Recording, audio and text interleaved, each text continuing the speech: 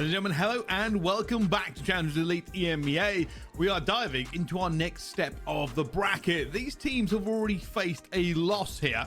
Will now be fighting for survival. Some of these teams we are surprised are here. How much further do you think they'll go? I think for all these teams, you are staring down the barrel just a little bit, aren't you? Surprised to see some of them down here, specifically Oglis. Going up against Able, you would have thought that's a roster that they're able to take care of with their experience, with how well they've been doing over, of course, the regular season, last season, going on to win it, and now to be knocked down at the first time of asking winners round one. Questions to be asked, Bruce. Certainly is going to be, but let's have a little look at how we arrived at this juncture. And here's the bracket we're all talking about. Now, elimination round one is where our eyes currently lay here. 3-1 Gaming against August and Martin versus Decimate.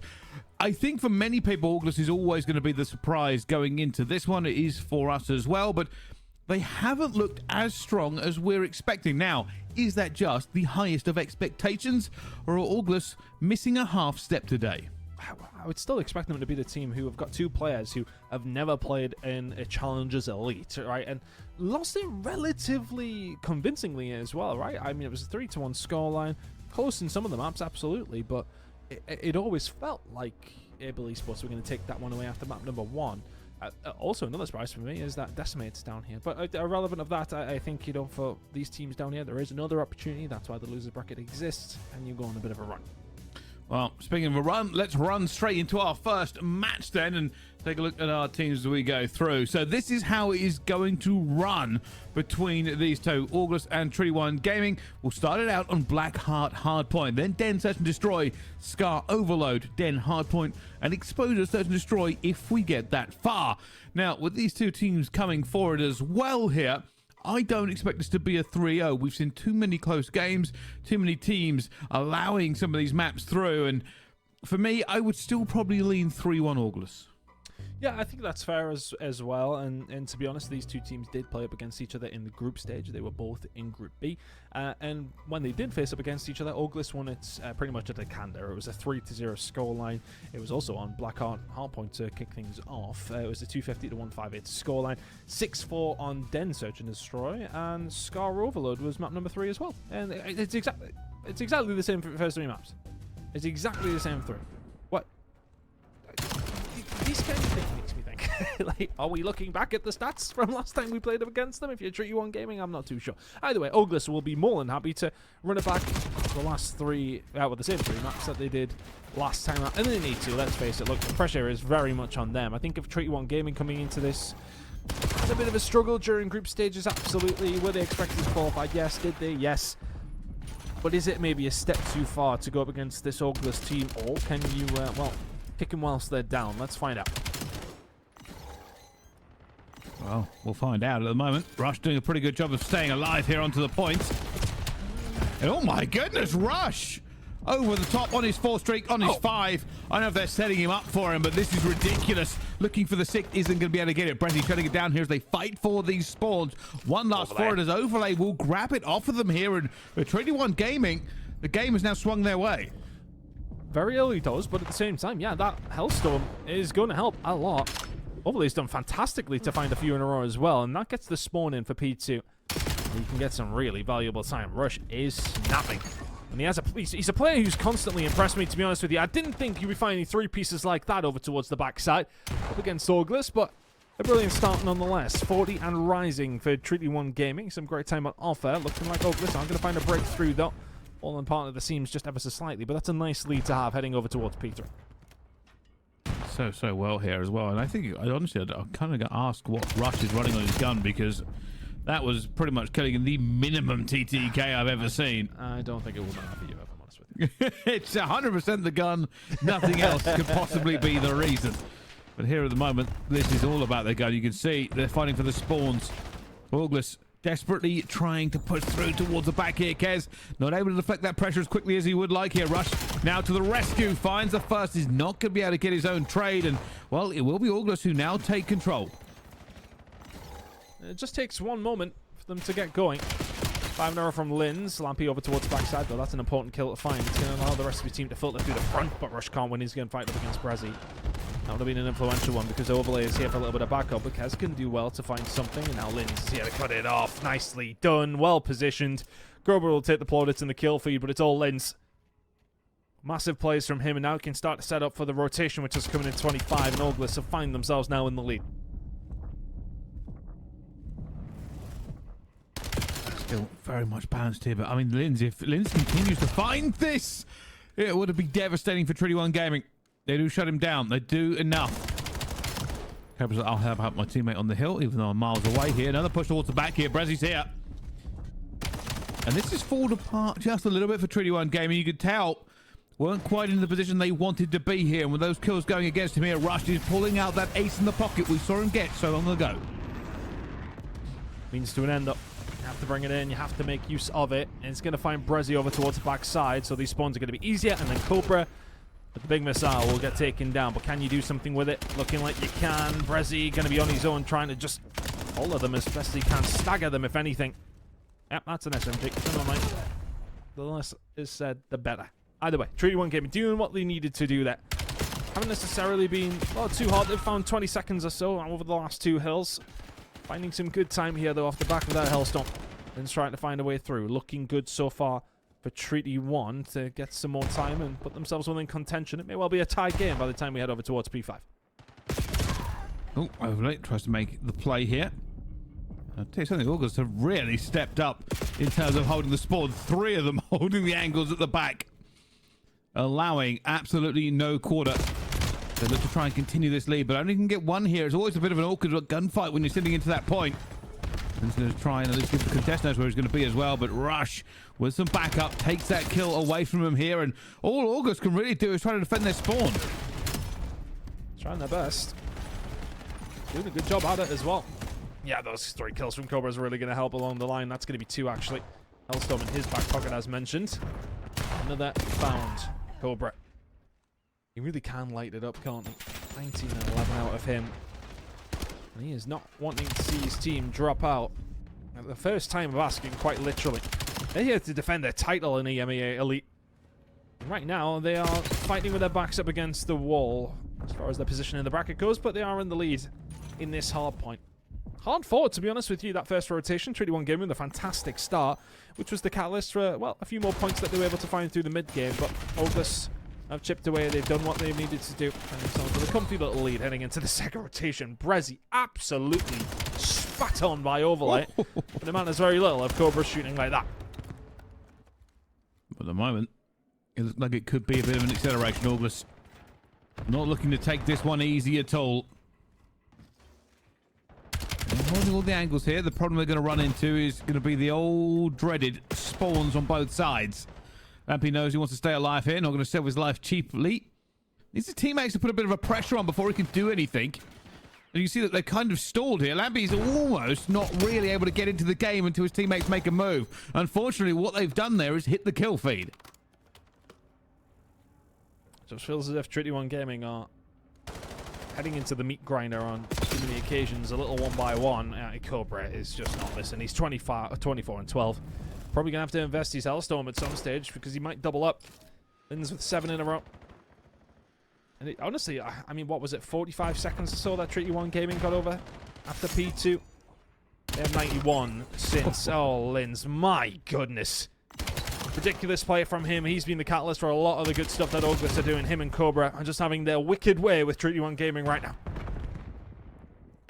Going from bad to worse here. This is a full front hit. And realistically, August won't be prepared for it. Doesn't happen very often, but doesn't really matter here. Linz bouncing around. Couple of trades going through, but it's a 2 versus 1 to the point here. And, well, for August, that's an easy cleanup. Cobra shutting it down. And this at one stage, in the not-so-distant past, it did feel like a close game. And Oglis of when... actually, no, we've remembered that we did 3-0-U, and this map was one of them. Last time out, Linz, 25 and 14, that 10 spree helped. Finds another transition over towards the back side. This is another rotation that's going to go Oglis' way. And the way that this hardpoint's playing out, it may well end here. Well, you see Linz looking for these kills out towards the back here. Just a stellar performance. And Melko cleaning it back up. They know the last player is going to be towards the back. They have the push out of the spawns as well. And, well, Kez knows his time is numbered. Still a potential win here on the clock for them. Team Trinity 1 to just 100 points. I mean, this is a smoke show at this stage. Again, bearing in mind, after 2 hills, Trinity 1 had 45, 50 points. They managed to accumulate over the next 1, 2, 3, 4, 5, 6 hills, 50 points. August have done absolutely everything they've needed to. They're all just taking turns at going on sprees. Honestly, Brezzy, I need to see some more. I need to see a little bit more because everybody else is absolutely piecing. Hailstorms are plenty. The artillery is being brought in. Lins will find overlay. The rotation is in. This one's as good as done. It's really felt that way for quite some time. Trinity 1 Gaming came out the blocks firing. Since then, I don't know if the bullets have stopped working, but Auglis have stepped it up another level. That is dominant, to say the least. Very, very much so. Not even an awful lot to talk about here. They just pretty much put their thumb on the scale and said, all right, we'll get every rotation we need to. And we even saw, right, when you talked about some of the rotation kills we saw going down, it almost felt like Trinity 1 Gaming couldn't really set up in the way they wanted to. It's almost like they were waiting for a bit of a perfect fall. And every time that hesitation came in, August went, all right, well, we'll fight you for them then. And it really did happen when it came to something like the P2 on that second rotation. It just wasn't quite enough from Trinity 1 Gaming to slow them down at all. No, and I suppose, you know, you think of that P2 rotation that they started off really well with, and it was on the back of really good player coming in from Overlay and Co. It was Rush, actually, who went on a crazy spree at one stage. 5 spree for him, Overlay with a 6 spree. That was the catalyst. That was where they started to get things rolling. As soon as that stops happening, you stop getting points. Lin's 10 spree for him. That was ridiculous. Really did set himself alight during that moment. Jumping to the highlights, I'd imagine it's going to be a whole lot of Oglis. To be honest with you, Cobra was the one kicking off in the first half. Lin's lighting it up in the second. Melko ended on a 5 spree as well. Everybody joining the party. It's hard because, like, you can say that Trinity 1 Gaming had those setups, but just not able to hold anything. Just not winning your gunfights. Oh, I mean, it's it's part and parcel, isn't it? Just really taken apart. Yeah, it's hard to be really overly critical of them because Ogres just blew them out of the water, to be honest. I mean, what was that? I think I was just doing some maths. There was like 22 points to 130, and once that happens, it means you've messed up on multiple hills. Like, so it's always going to be a difficult one to kind of regain into it. But Blackheart Hardpoint has been written into the books here. August, a dominant start on their lower bracket run against Trinity 1 Gaming here. Will Search and Destroy be the great equalizer we know it to be? Trinity 1 Gaming are certainly hoping so. For Trinity 1, it's been a tough season. I think, you know, their first 2 games kind of set them up in that pressure cooker, if you like, when it comes down to the group. They had to go up against Oglis and then P7 for their very first 2 games. Puts them in a little bit of a tough spot, but then had to make their run. They did, through thick and thin, quite literally. They were actually somewhat fortunate. If you remember that clip that came up when they went up against Vitalize of the 1v3 and then a small dropping off the map.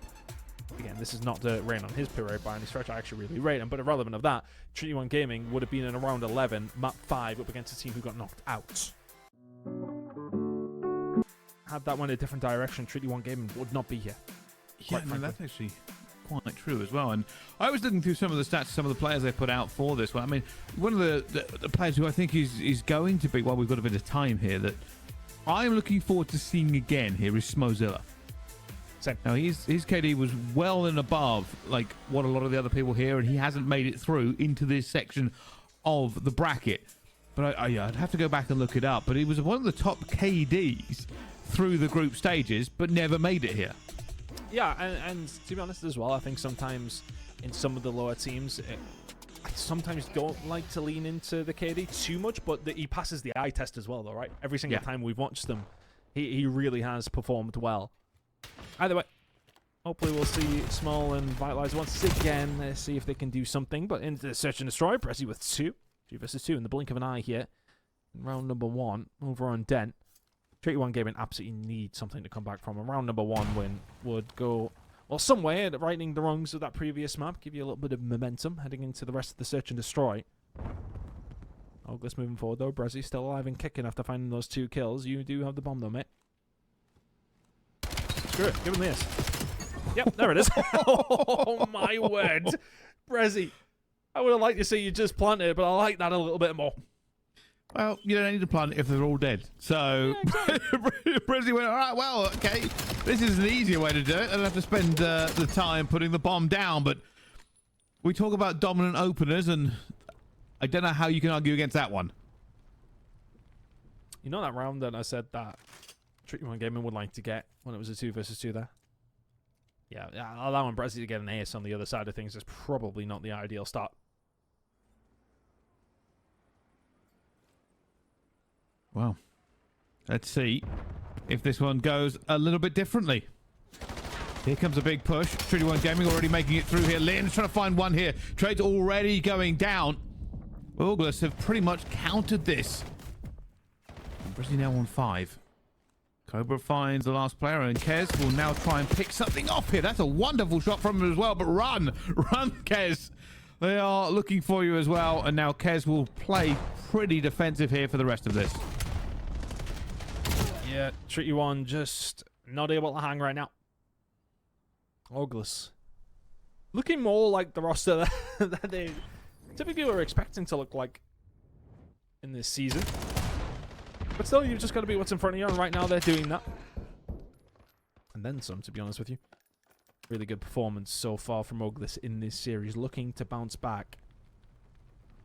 After, what was it? Going to be a really disappointing result for them in that winner's bracket. But if any team is able to make this loser's bracket run, get a little bit of momentum, it could well be these guys.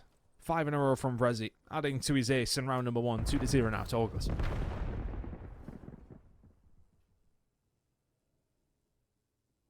Tricky One Gaming have to control mid-map here as Rush gets Linz. Gets Brezzy as well. Rush makes a bit of a hero play in the middle of the map. The risk versus reward there was quite high, but gets it going as well. And they just checked and didn't see him. He's going to get a 3rd. Stolen by his teammate. Stolen. Absolutely stolen. It's looking like around that Tricky One Gaming not going to get hold of, though. Good shots from Kez. Nice round. Well done. A bit more like it. Can they keep this rolling, though? That's what a round of search and destroy could maybe do. Get you a little bit more motivated. So right now it's lacking on the actual gameplay front, but let's see if we can get them up and running here. Tricky One Gaming. 2 for Rush, 2 for Kez. Use it as a catalyst to get back into this game. What they do need. I mean, that play, by the way, was in a position where he could not have been traded easily. And yet somehow, I mean, the second one was just icing on the cake. Getting the first, fantastic, but to take down the trade was monumental, and this is a good push from them again. They're taking a lot of ground here. Melko will call this one out, but has been backed down. Did not get the damage off he wants. Just trying to find a way through. Lines are being drawn. Who's going to come out on top? Lynn still very, very healthy, which has allowed him to make this push. It's a brave one, to say the very least. He does have a little bit of an overwatch from Cobra. No one would rather have it. Good shots from Elko. Overlay just maybe overextends a smidge. And all of a sudden, the numbers are there for Oglis. Tricky One Gaming still quite committed to this. I can kind of feel like between a rock and a hard place. Oglis don't really need to move, but they're going to. Pressing forward. Brezzy will get the trade, though, technically for Tricky One. 3 versus 2. 2 versus 2. Doable now. Players actually, I was going to say, that was a kind of a crazy standoff between both teams. And I don't know if you caught it, Tom, but a couple of players were actually really low on ammunition going into those last few fights. I think it was Cobra and Brezzy had almost burned all the way through. If they hadn't gone down where they did, they would have been in a little bit of trouble as everybody was just throwing everything through the choke points. That first kill by Melko, that set the tone. Once Oglis got it, they were in the better position.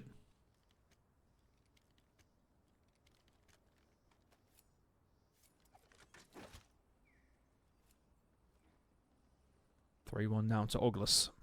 Just about got it done. A little bit of a B hit maybe on offer here for August, but plenty of players from Treaty 1 Gaming live around this area. They're going to find a kill, though, top blue, so all of a sudden, maybe a push through over towards A. Linz was there, looking to try and get something going over towards this B side. Has buttered him up, and that might just give August a little bit of a temptation. Head to this side, and they probably should have went the other direction. Rush finds 2. Melko left in a 1v3. We're trying to make something here, and unfortunately, this is all choke points, and he won't see what we can see on the mini-map here. Treaty 1 Gaming have actually backed off to an even better position where they can cover all the angles. So he just has to win many 1v1 fights against players who are set up ready. And throws himself off the map. Send it. Yeah. Aggressive. Quite literally hitting the floor. Almost an unwinnable situation, to be fair. So yeah, it's one of those ones where you kind of just let it pass. Yeah, I mean, if you give the kill over, then maybe, you know.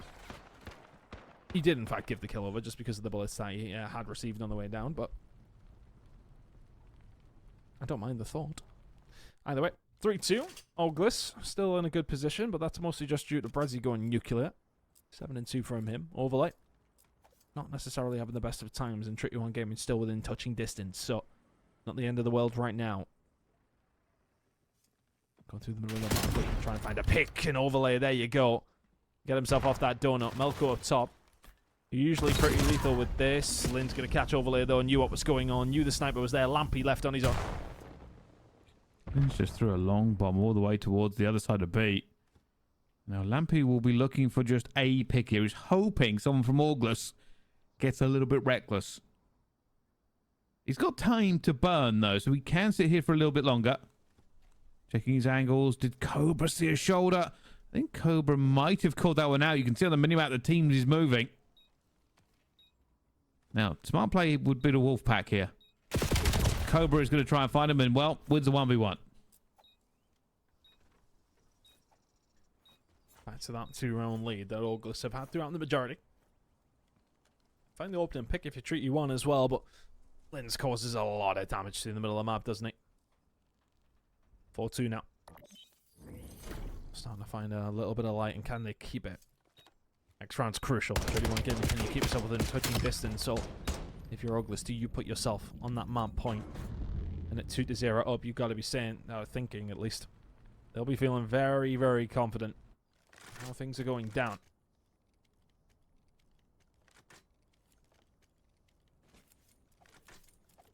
Who walks away with this one? I mean, Treaty 1 Gaming, after that hard point, they do want to strike back here, but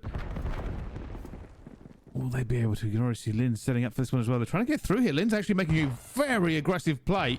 I don't think anyone's seen him either. If he chooses to continue with this one, he might catch somebody out of it. You can already see Treaty 1 Gaming backing up. They don't know where this pressure is coming from. Oh, and Lynn's, he's going to push forward into a whole team. That is unfortunate. He wasn't expecting that many bodies. Caught off guard. And offering something up here.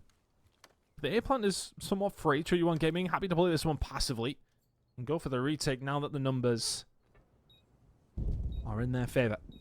I like this positioning from Melko, though. Treaty 1 are likely going to be aware of it. The setup here from August is one-dimensional. Waiting for one direction to come through. Lampy with the first one to drop. Melko gets back in a cover. Oh, it's just so perfectly worked. He'll have the third as well, won't he? My God!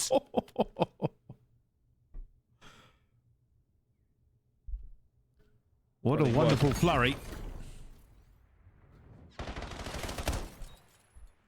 And I think it's just that positioning from Melko and the trust in Brezzy to have the cover on the other side. Slide back across. That's all she wrote. And that's a big round. 5-2 now.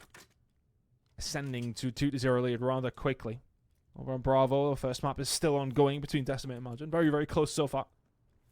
I'd imagine we'll be hopping over to that pretty shortly. Ogler's still cruising in this one. Pairing at the moment, if anything. Well, they will find first blood, though. Sniper battle does not go Melko's way.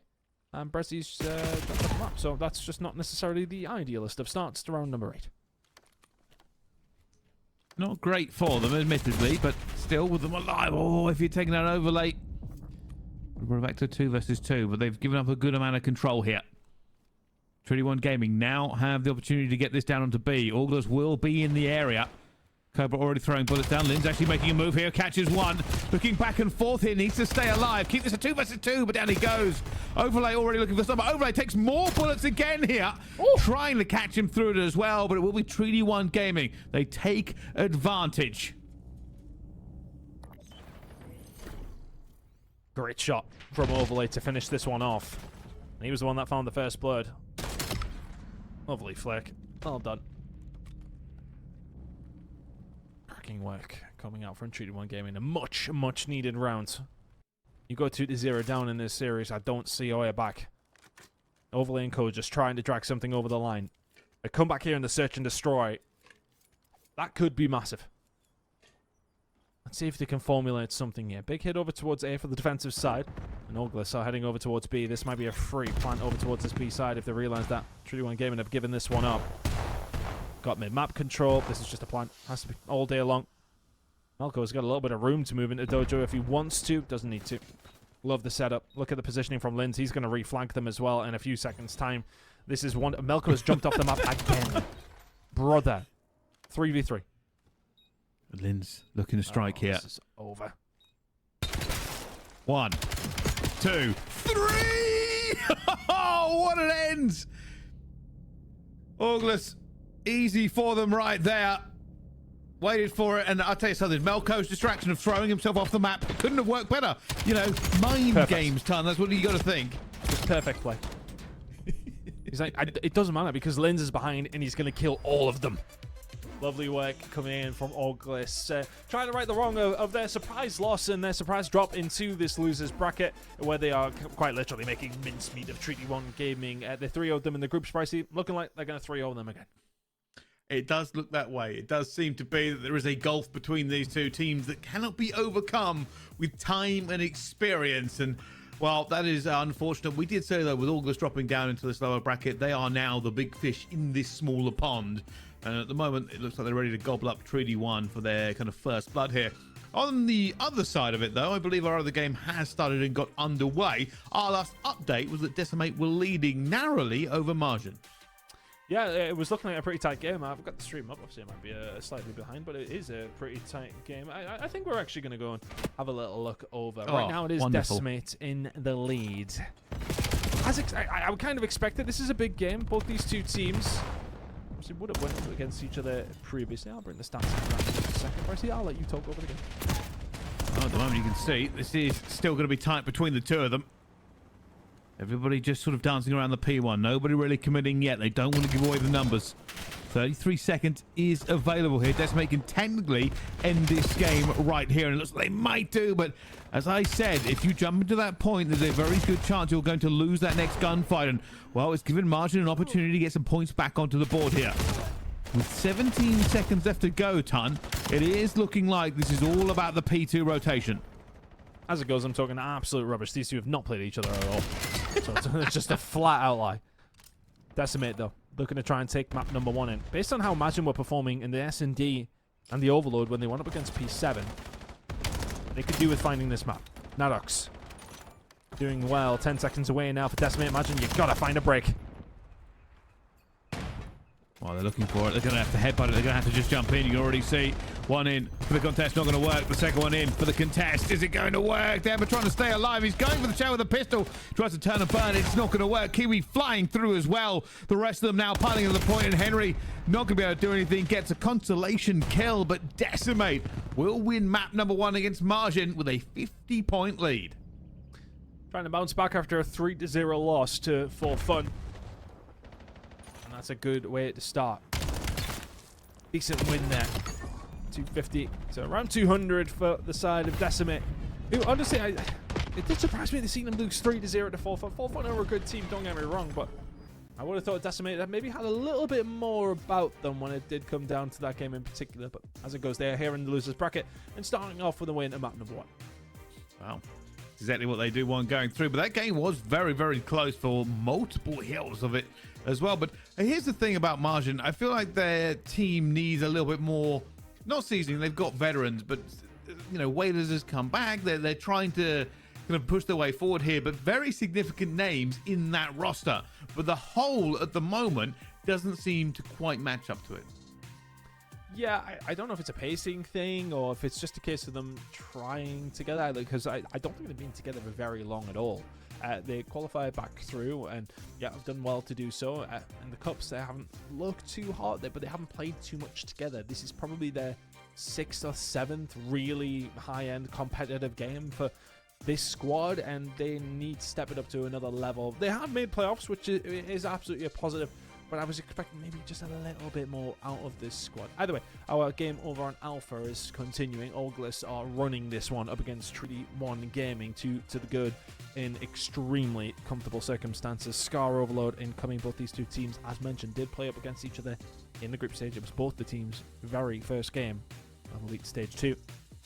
And these were the exact same first three maps, and they went kind of, well, worse, actually, for Treaty 1 Gaming. It was a lot closer this time. Oglis ran through them over these first 2 maps. Yeah, it is definitely a bit of a difference here. Scar Overload. Now, I wouldn't normally say that this is an equalizer overload. It's one of these game modes that really requires teams to think about every single step of their move here, because a single player can disrupt an entire push.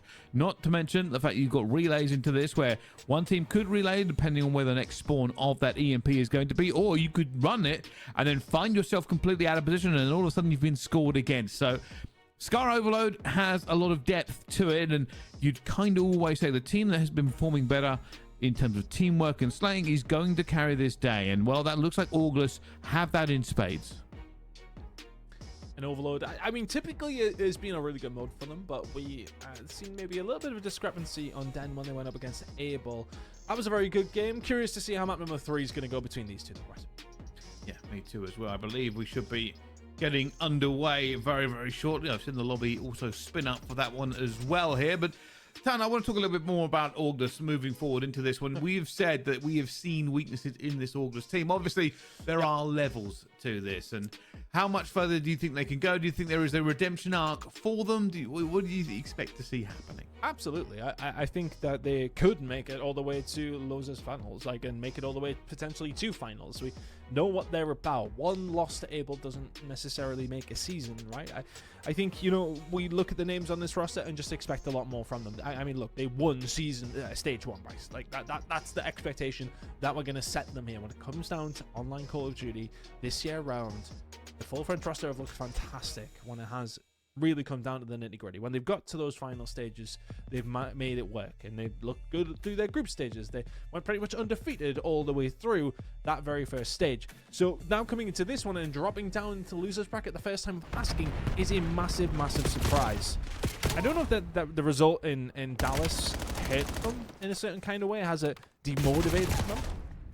Or is there a problem within the squad? Something not quite working. Tell you what though, we're working against Treaty 1 Gaming, no problem whatsoever here in their first losers bracket game. We're going to try and turn this one around very, very quickly, Bruce. Oh, let's find out. A moment, good kills going down here for Oglis. They're going to look to make a bit of a move. This might be a good position for them, but nobody has the EMP. Look at this one coming in from Kez. He has went quite literally around their houses. Trying to set something up though. You need to trust your teammates are going to find the kills, and right now they're being farmed. Kez will find one to slow things down. They're going to probably have to hunt him down. He will have Overwatch 2 out in the middle of the map. And yeah, in fairness, Kez is caused enough of a distraction that Oglis have had to give him a little bit of map control. Brezzy, he was the one that didn't, and he is the one that has been dealt with. So, reset through the middle of the map. Don't mind that play from Kez whatsoever. Wow. This is where the push really does matter. They're technically taking a player out of the game with that EMP, although the pistol's very good on these good players.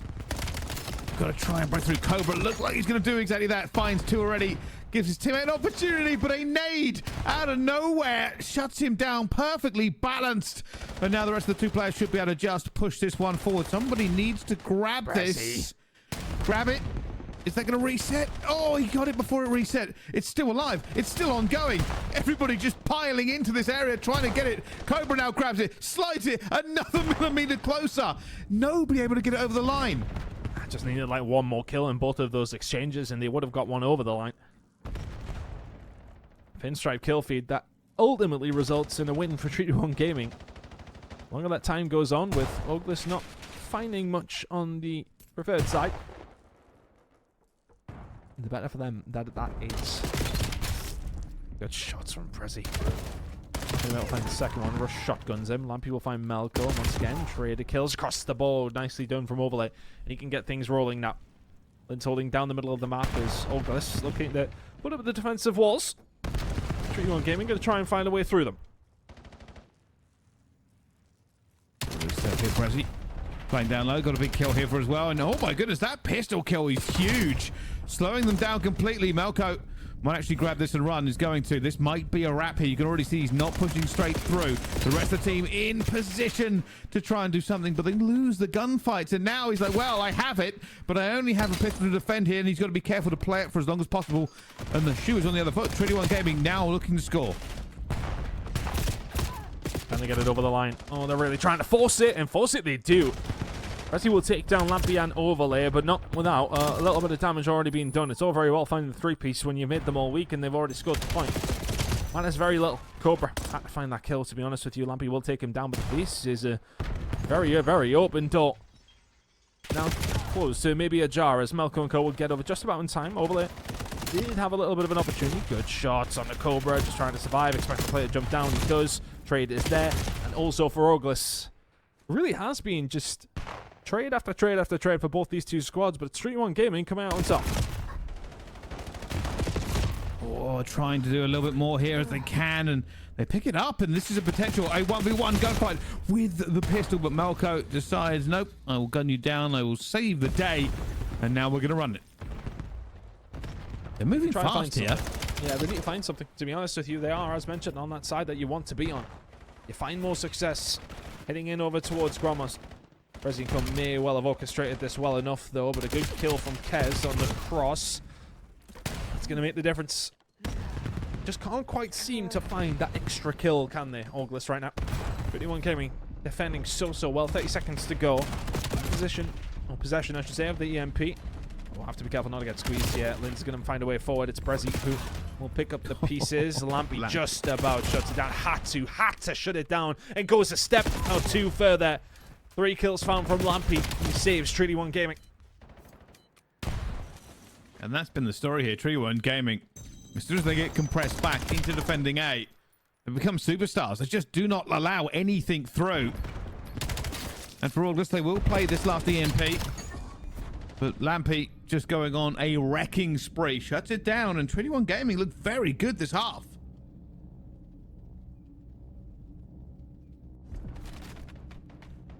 Really good performance. Coming up with clutch moments like this from Lampy. All of his team dead. EMP carrier down. Really pushing through mid. Yeah, we'll line you up as well. Cobra and Lynn's both dealt with. Important kills coming through, because I think if he goes down, more than likely a point lands. 1-0 though to Treaty 1 Gaming. They will take that all day long. Oglis now having to do it the hard way.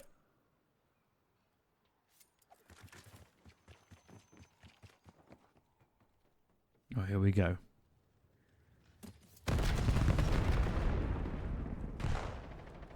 Lampy, we're going to see one here as well, and that's 2 down straight away. Lynn's brings it back, so they can't run the EMP quite yet here, but Rush is in a good position. We'll look to pick a couple of players off in this area, and if he does so, his teammates might get an opportunity to move. Already, EMP is going to be scooped. It is now going to be moving here, but Cobra shuts it down before too much damage can be done. Yes. It just feels like it's not necessarily kills that you think to yourself are massively influential, but when Kez is finding 2, it just feels like Treaty 1 Gaming are having those moments where it's like 1-2 kills, and then all of a sudden you have the numbers in the middle of the map, or the numbers for the defense, or the numbers to shove it over the line. It always feels like they're finding the clutch kills, and Oglis just aren't. I mean, they're putting up numbers, they're all pretty much going even, but you need somebody to step it up. Lampy finds one. I mean, that's been scooped here, and if he can get away, it's never felt fully locked in. There's just no setup. It feels like they're a team who 2-0 up, but bodied Treaty 1 game in the last 2 maps. And I just try and outslay and outpush them and just say, okay, well, we've got a couple of kills, let's go for it. There's no setup. Doesn't really feel like anybody's really thinking about what they're doing here on the August side, and they still find themselves 1-0 down, and if Cobra doesn't find this 1v1, it's about to be 2. Yep, there it is. Treaty 1 Gaming doing a great job. Well formulated at all times. Really impressive performance through this overload. Absolutely destroying here.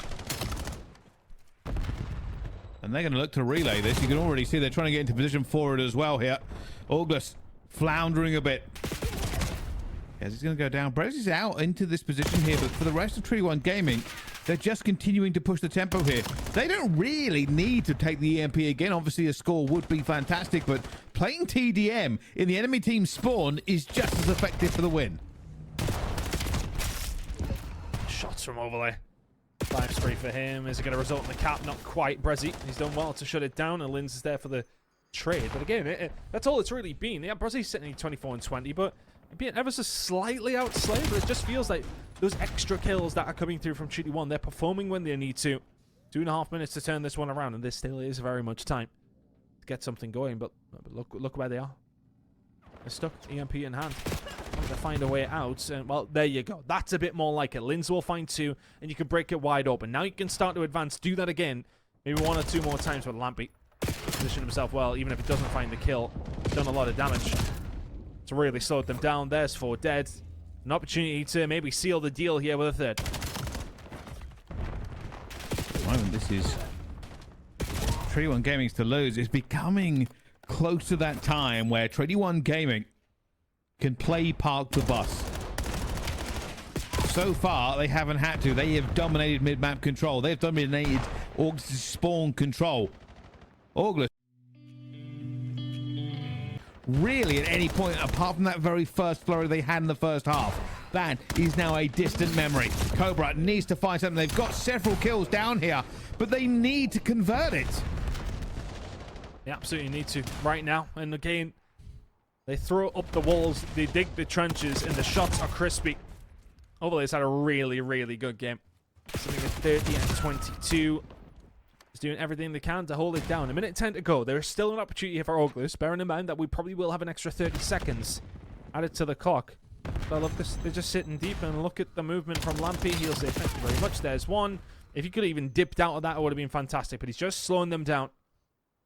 Treaty 1 Gaming don't need to do anything special to win this map. So far, so good. I mean, this has just been Treaty 1 Gaming getting a couple of scores in and then just trading. August cannot really stamp their authority on this like they did the first 2 maps. And while it's maybe calling it a second too soon, this one has felt over for some time.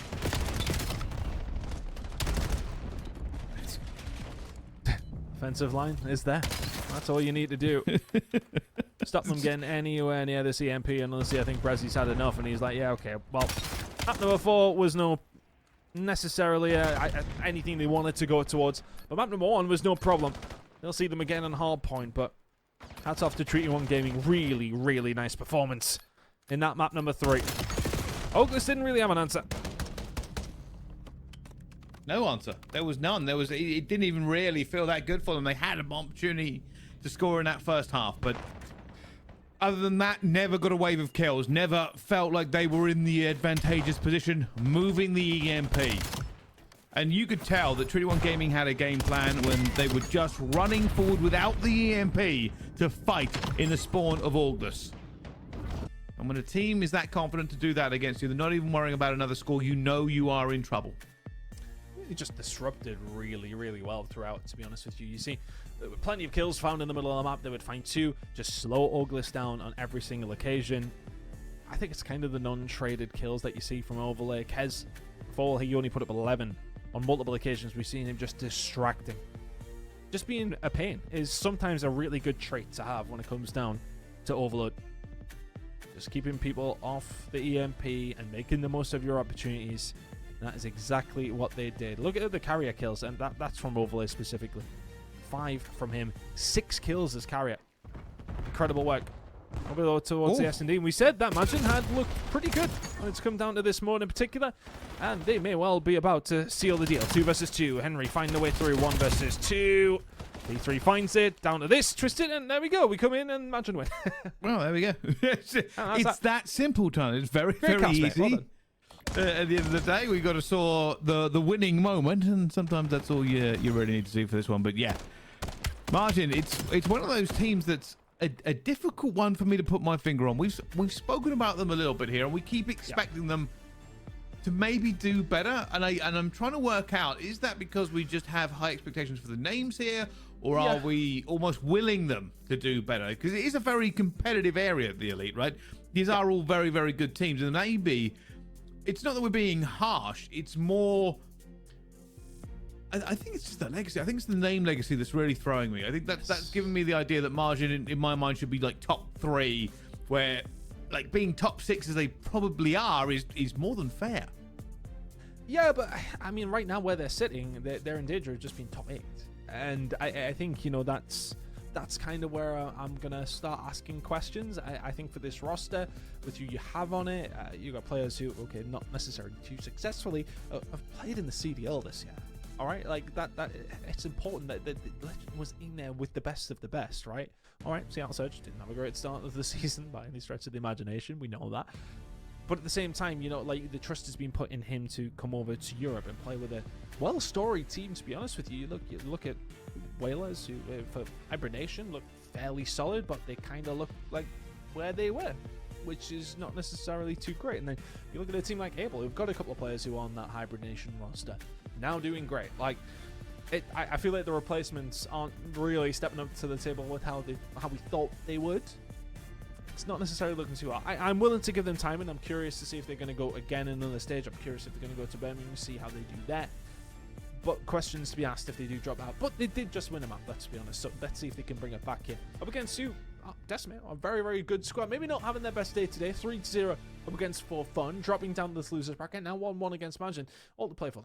It certainly is. Well, I mean, we've talked a lot about that game. Let's move back to our alpha game and speak about how this one has been going, because August just dropped the map here after 2 dominant performances in the Hardpoint and the Search and Destroy. The Scar Overload did not go their way at all, Tan. And for me, it was kind of a surprise. We expected that accelerator to be pushed firmly through the bottom of the car, and this one to be done and dusted. Hasn't been the case, though. It hasn't. Honestly, I think after the first 2 maps, I'd have put my mortgage pretty much on that Overload going their way, as far as Ogless are concerned. But with Den coming up, is there maybe a change of fortune for Treaty 1 Gaming? But is this the kind of game that Ogless could go on to lose? Comfortable maps 1 and 2, no problem. We've already seen them head to quite a few map number 5s this season, and I'd imagine they don't want to see another one, to be honest with you. Having a look at their results through the group, I'll tell you exactly how many map 5s they went to. Have a little peek. I mean, look, you ended 4-1 on record, right? Yeah. Bear in mind, Project 7 went 5-0. Project 7's map count was 15-3. Oglis, who went 4-1, 15-10. It's a big difference, that. Massive difference. Look how things did break down as far as the map goes for Oglis. Close one up against Evently, and then a 3-2 win up against Decimate. Lost 3-1 to P7. Beat Treaty 1 3-0, but then a 3-2 to Vitalize as well. They've went to quite a few map number 5s this season. They will not want to do that again. Then Hardpoint incoming. Maybe some nervy times for Oglis. Or do they just remember what happened on Blackheart and then just sort of say, right, okay, well, let's turn this around as quickly as we can. You would expect that. That kind of has to be where I'm leaning with this one.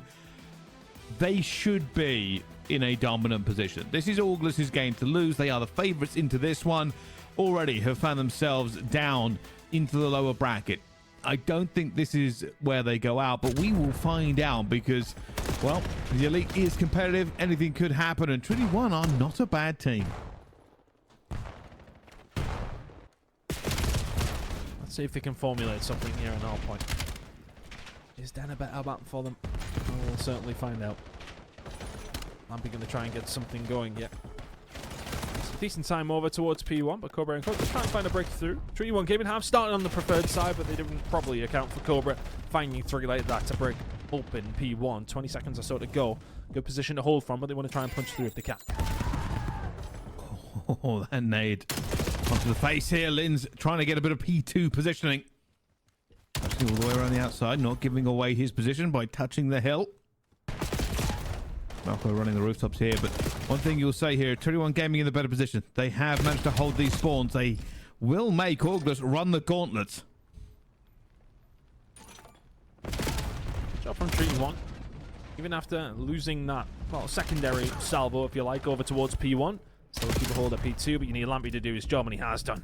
Everybody else here from the side of Treaty 1 just surviving and holding it down as best as they can. That's going to be some good time. The push through rooftops is not the easiest thing to do. But one player on the flank, he's already dead as well, so it has to be one-dimensional from August. 30 seconds up on offer here for Treaty 1, and they could get every single one of those seconds. They are not letting anything slip. Why do August keep starting so slow in hard points? And this is just domination so far from Treaty 1. We're already seeing them give this one up. They've got split spawns going on as well. August will try to hold down P3 for the lion's share of time, but Rush is already here.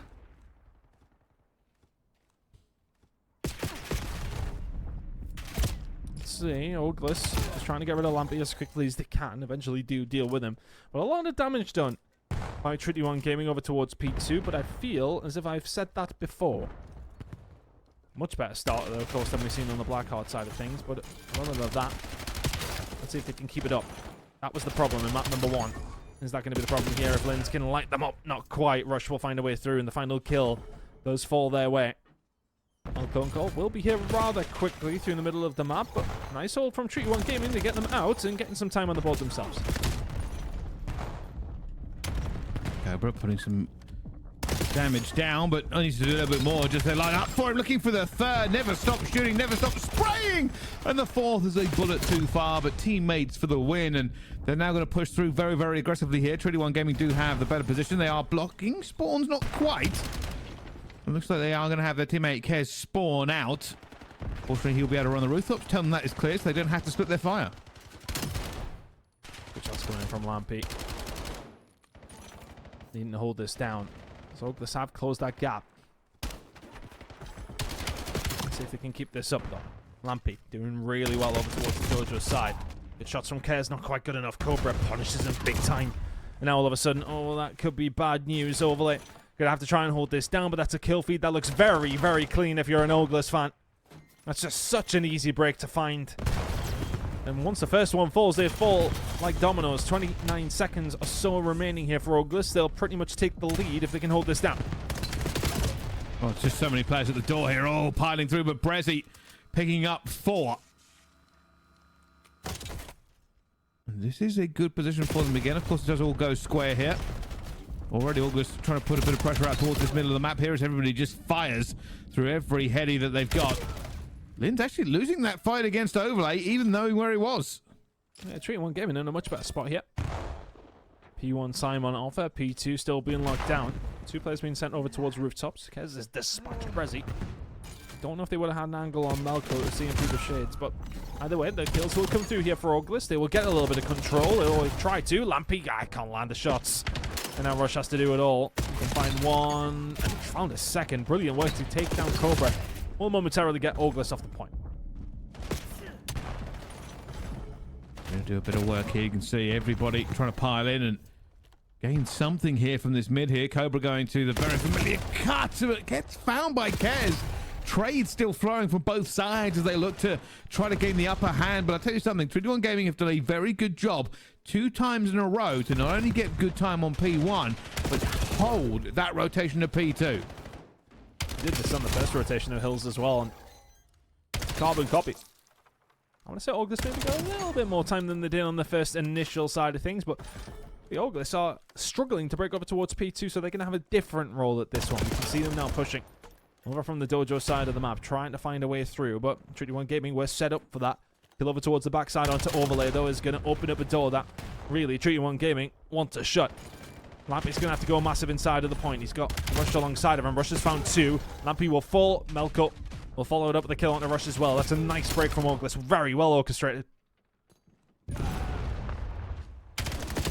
going through. Could be a problem here as Kez finds his second, and Brezzy was like, I needed a bit of backup. Melko finds him though. Jumps straight back in. Knows what player's going to be here. Technically, the spawns are a little bit better here for August. They should be able to reinforce, and well, Lin's finding 2 there. Should certainly help them out as well, but time is ticking. Linz will get caught from the corner. As everybody looks for this rotation again here. Rush already ready for what he thought was going to be a push out towards Dojo. Pushing through. Can you do anything with your Brezzy? Oh, those second shots need to land. Treaty 1 Gaming, I tell you what. They want to send us to this map number 5. I would have bet my life on this ending in map 3 after what we've seen in the first 2 maps. But as it goes, Treaty 1 Gaming have got some stones. And they're just about holding it down up against the current EMEA champions, who are in danger of heading to a map number 5 where they could be double-rounded in the playoff bracket. Kez will find a couple. He's done extremely well to do so. Melko on the flank, though. Can he find much? Not a great deal. Has got the spawns for his team, but 25 seconds on offer here. Treaty 1 Gamer will take this all day long. You can see, I mean, Bredzy's going to find 2 here. He tries to open up this hard point to get a couple of points back here. Now, one of the differences is going to be that Treaty 1 Gaming will not have this rotation this time. Melko is waiting for them. They are sending more bodies over here. Of course, there'll be a man down while that last player soaks up the points, but Melko finds anything, finds 1, almost finds a second, but gets traded out, and somehow August are here first, lose the rotation again. This is screaming map 5. Can't believe that's where we're potentially heading. August have just not had an answer these last 2 maps. Map number 1 and 2, they couldn't miss. Now all of a sudden they're really struggling just to keep pace with Kez and Rush 25 and 18, 25 and 19. It's a 5 spree for Rush. If he can combine this into a streak, all of a sudden a Hellstorm heading over towards P1, you might as well get that under lock and key. August trying their best to find a way back through, but it stinks of desperation with a hit over towards the back. Lampy will find 2, and that's potentially another 15 seconds heading Treaty 1's way. Oh, Rush absolutely drilling these players. This is revenge. Absolutely and completely. You couldn't have convinced me that these last 2 maps would go like this at all. August have been looked like they are outclassed after really dominating the first 2 maps. I'm in disbelief, to be honest with you. I'd half kind of switched off to the game and just presumed it was done when we headed into the overload. Nice little turnaround. I was thinking to myself, yeah, August will probably just win it, yeah. No problem. These overload games happen. They've came in kind of with the same pace in the sense that they're just not finding these multi-kills that you need to get something over the line. Look at that kill feed. Trade. Brezzy, eventually. Yeah, okay, we'll find 2. And Rush will trade 1 back. And they cannot escape just trading and having 1v1 gunfights on the point. And are they just throwing bodies in there? Are they formulating anything? I'm not too sure. And whatever they're doing is suiting Treaty 1 Gaming down to the absolute ground. Lampy cannot find the second, or the third, I should say. But the transition over towards 2 is looking good. Still a 90-point lead for the side of Treaty 1. And Rush is definitely going to get at least 1 here. He's going to get a second as well. Oh my god. Rush calls game basically with that one. A spawn out for August. They are not close. It is not fun. They will now have to run into a hard break to make this one come back here. And they are not finding the trades. They are not finding the joy. They will find a map 5 eagerly awaiting for them. As Treaty 1 Gaming have flipped the script. Oh my word. And have put August to the sword. You could not have presented anything less likely after those first 2 maps to me. Honestly, you could have brought a PowerPoint, a full presentation of how they're going to bring this one back, and I would have said, you don't know what you're talking about. There's absolutely no way. How on earth have Treaty 1 turned this one around from where it was? That map number 1 was an absolute battering. Map number 2, comfortable as you like. August, the team who won here in stage 1 in EMEA, have been pipped to a map number 5 now against a team who they'd won 5 maps in a row against. Over the group stages, now into playoffs. Bewildering. Our current champions are one map away from being double first rounded. I don't know how to quantify this. It is bewildering, to say the least. As we head towards the map number 5, what is on the table is our Stage 1 champions leaving us. A team that has looked good. But we have highlighted the whole way through, Ton, and I'll give you credit for this one. You have said over and over again, August have looked like they have weaknesses. There's some sort of weakness they are going to have to fix, because expectations for them is always going to be sky high, and right now top 8 is a calling. You can see it a mile off though. Like, you've seen them through their games. Having to reverse sweep Decimate, with all respect to Decimate. Yeah. Like, there's so many games where they've gone the distance, and so many games they made so much more difficult than they needed to. Yeah, okay, 4-1 through groups, but how often do we see it? Shoes on the other foot in the sense, okay, yeah, okay, through groups you don't need to necessarily be your best. You don't necessarily need to do anything other than qualify. Now, okay, they were 4-1. But then you need to step it up when it heads to playoffs, and it looks the same old. Everybody else has maybe stepped their game up, and Oglis could come into it maybe just a little bit flat. Reverse sweep is on the cards. Unless Exposure, Search and Destroy can save them. This would it'd be a massive, massive upset if Treaty 1 Gaming do this. A reverse sweep? Yeah. A reverse sweep after what happened in the first 2 maps. Oh my goodness. I basically had my feet up after the first minute of the bloody hard point. How on earth? It was done. It was done so long ago. All of a sudden, you lose a scar where, again, I just think as if it's one of those games. You win the first 2 maps, you go into the third with. Again, maybe I'm just putting words out there, but theorizing in the sense that maybe it was a bit of disrespect. It was 1-by-1 Charles. You're like, okay, we're bodying them the first 2 maps. Didn't work. And we're down hard point. Lose the first couple of rotations. You're behind. You start to panic. Maybe you start to argue with each other. You'll be arguing very much more shortly if you lose this Exposure, Search and Destroy. Oglis need to turn it around very, very quickly. Well, Stage 1 champions could be double rounded. The Stage 1 champions could go out top 8. The Stage 1 champions could be reverse swept. But if buts and maybes are all that stand between them, Exposure S&D is where we will get our answer, Ton, but what that answer will be, who really knows? Honestly, I really did think, okay, this will be relatively a walk in the park for Oglis in a certain sense. I was thinking 3-1, something along those lines, pretty comfortable, which is what it was kind of revving itself up for. It looked that way. I don't know what's going on with them, to be honest with you. And again, I feel as if am I being overly critical of them? I don't know. Always, Because, but well, no, I am critical, and I will continue to be. Because they won last season, and now they're a map away from getting double first rounded. So I think I'm allowed to be at this stage, okay? At what moment do they need to take a step back and see what they're doing wrong, right?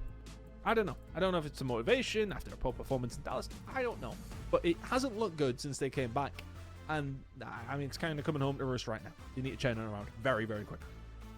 They certainly do. And speaking of turning it around, I'm just going to quickly look at the other stream and run it backwards. And it turns out Martian did win 3-2 on their overload. So a very close game from what I can see here.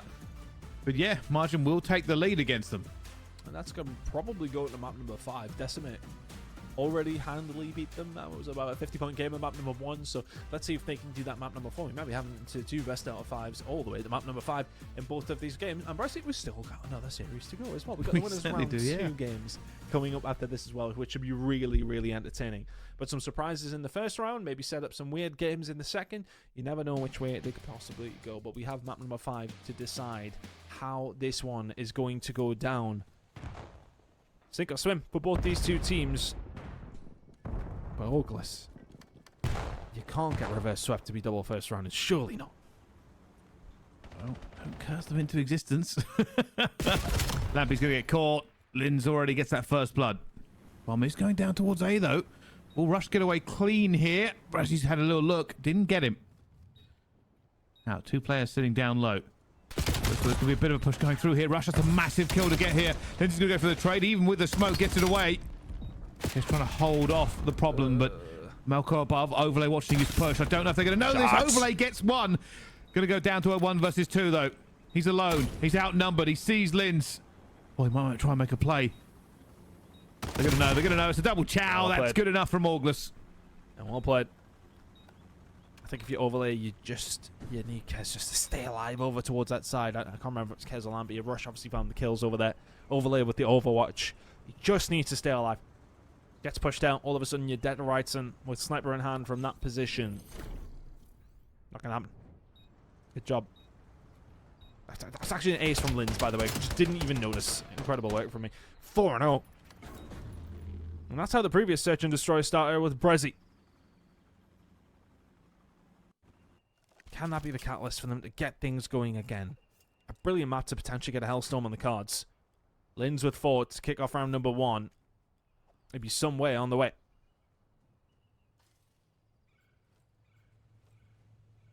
Couple of nades going over the top. Shouldn't catch anybody quite yet. Big map control here from Rush. Going down here. Kez not able to draw Cobra. Will be Rush who gets the trade against him as well. Rush finds a second. Advantage Trinity 1. Got the numbers. Taking down Linz was important as well. If you could have got things going, then all of a sudden it does make your life a little bit more difficult. And that could as well. With Brezzy finding kills, the trade should be there and absolutely is. GD1 Gaming answer back quickly if they needed to. It's very easy, you know, when you get aced by one player to find yourself in a bit of an awkward spot, but they bring it back. Was there a little bit of talk there in the game chat? Am I just seeing things on my screen here, Bryson? I don't know. That would be an interesting one. I mean, it's early. It's really early to do so. Some would say too early to talk to the other team, but hey, confidence is always a good thing in these.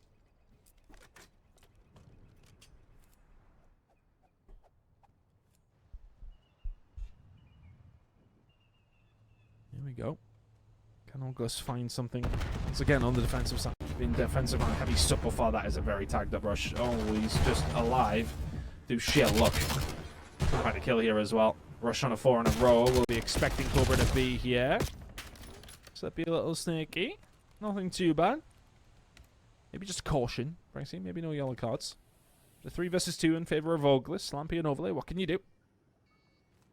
Okay, waiting for a push. Slampy moving for a bit of space here. Neither team particularly confident where they're sitting. Will we Auglis who's got the 2-stack going through into the long alley, and Overlay almost trying to make the hero play for it as well, but numbers pays out, and Auglis get around back onto the board here, and I think Rush is almost trying to find the gap every single time, and he's doing not a bad job for it, but obviously when you go down and do that, you are in an untradeable position.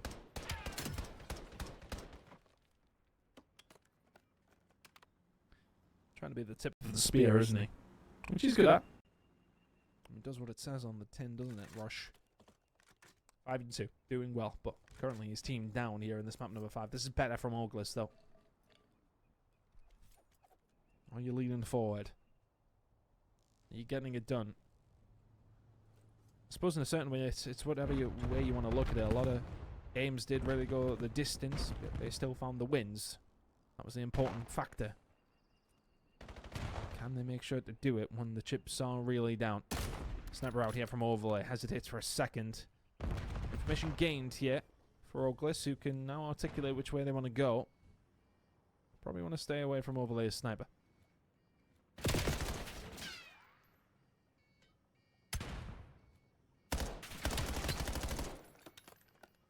Shots from Kez. Backs them down. But not enough. Brezzy will start to get this one down. I think he'll be a little bit weak off the nade. Stone will come out to try and cover, and he does so. 4v4 still, but the bomb is down. That big flank will take a while to arrive. Going the distance here. This time is burning. Linz knows where one is going to be. A little bit of pressure now being squeezed through. Melko, that's a massive kill on the Kez to cut down an angle. Rush is now a mile away, Ton, and this time is really, really against them. Lampy now has to rush into it. It's a 2 versus 4. They have found nothing with a slow and steady approach. Trying to find a play around the flank with 2 of them, but as soon as that folds, Oglis can push through. They can hold down. They just need to do what they need to do, and yeah, it's tough because you send on the flank to try and formulate something because it took so long, though. I think Oglis are immediately like, okay, well, where are they? And probably on the flank. You find one over towards that side. And that's the catalyst for another round over towards Oglis. Clean ones at that. Much more like it from them. I'd be disappointed to even be here, but I don't think they'll care one little bit as long as they go through. They won't be playing until next week, so they get to reset and go again. They aren't making it easy, but still, 3-1 ups. Looking good. They can find this next round. That gives them a lot of breathing room.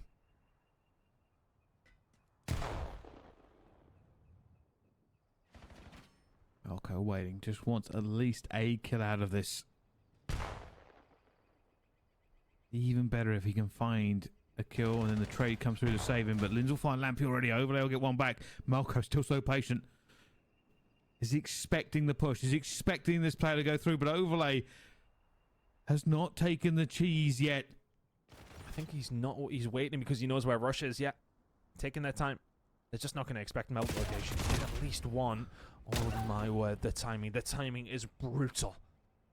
As soon as he moves, player comes around the corner, dead to rights, 3-2. 3-1 gaming, get one back. Oh, Malco, when he watches this back, he'll just be so upset. So many players within touching distance. Timing just ever so wrong for him. And it can feel like that. I mean, obviously, you can only kind of see what you can see. We had the advantage of the mini-map. Good position. It just never worked out for that. Nobody was falling into the bait.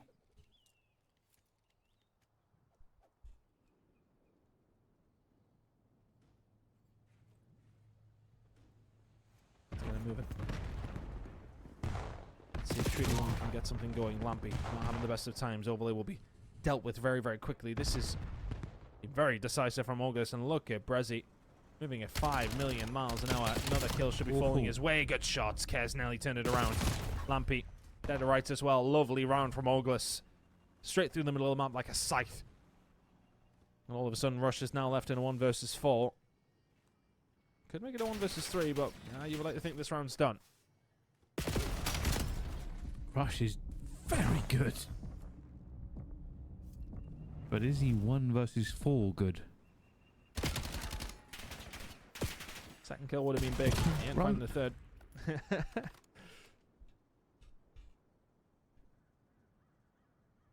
4-2. Yeah. Yeah. Yeah. Feels like a similar search and destroy to what we see in map number 2, doesn't it? It does. It does. I think for me, I mean, Rush is obviously just being very effective with his kills, but cohesion-wise, it's not always there for them on this. See Lampy at the moment on a donut. We haven't seen a donut in quite some time in S&D, at least towards the conclusion. But this game is definitely not over yet. 21 Gaming still a multitude of opportunities. Needs over towards the left-hand side of mid by the looks of it. We're looking for a route here. Brezzy was ready, but was he? Lampy gets his first kill. Melko is there for the trade. Kez will find another. Trades across the board. 2v2. Got to secure this. If you are Treaty 1 Gaming, Cobra left in a 1 versus 2. That's a decent nade. Over there playing with fire. Cobra will back down to reload and go again, but Treaty 1 Gaming not in the best of positions here. Need to get the bomb and don't have eyes on Cobra any longer.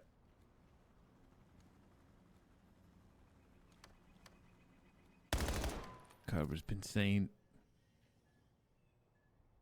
Maybe a full flank down bottom here. Yeah, full reposition. Treaty 1 Gaming have called this correctly. They knew he would attempt to get out of here. Still, though, the fact that he's still alive gives him an opportunity. Not if Kez slams him like that, though. Treaty 1 Gaming get one back. 4-3. Next round's massive.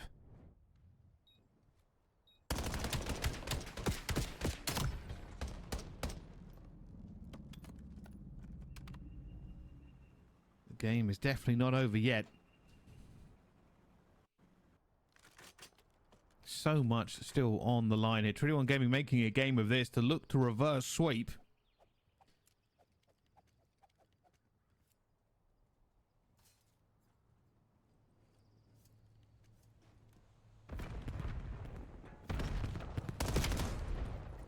Shots on Brezzy, just finding some info. Overlay, pretty much trading the exact same bullets. It's the player here from Oglis, looking like a B hit. Good mid-map control this from 21 Gaming, though. They can flex into a couple of different directions, but... oh, well, they might have to flex a little bit quicker, because it looks like Oglis are going to completely take over this side of the map. And 21 Gaming, they're all in a good spot, are waiting for something to happen. You'd rather be proactive than reactive. Didn't send anyone over towards this B side, and they may well be punished for this, because Oglis have had time to set up. 4v4 retake, 55 to go. Well, Linz tries to make it even harder to retake with a player down. Life is now back here, and this is going to be a huge hit. They are sending 3 down low. They're going to try and triple hit it with 1 player up top. Here comes everybody. There's a smoke up top as well. This is going to be chaos. Smokes everywhere. Everybody diving about. Linz firing into the smoke. Smoke gets a shot punch. He's going to do it again. Linz! That's ridiculous. Shot punching died in Black Ops 3.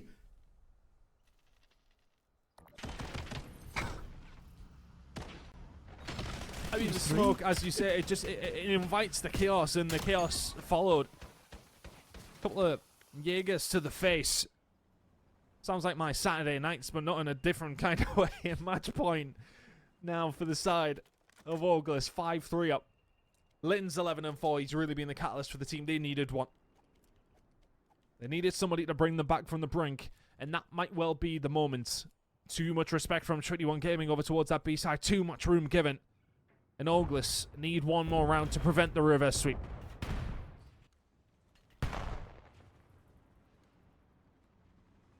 Here goes the push down low here. Rush will have it.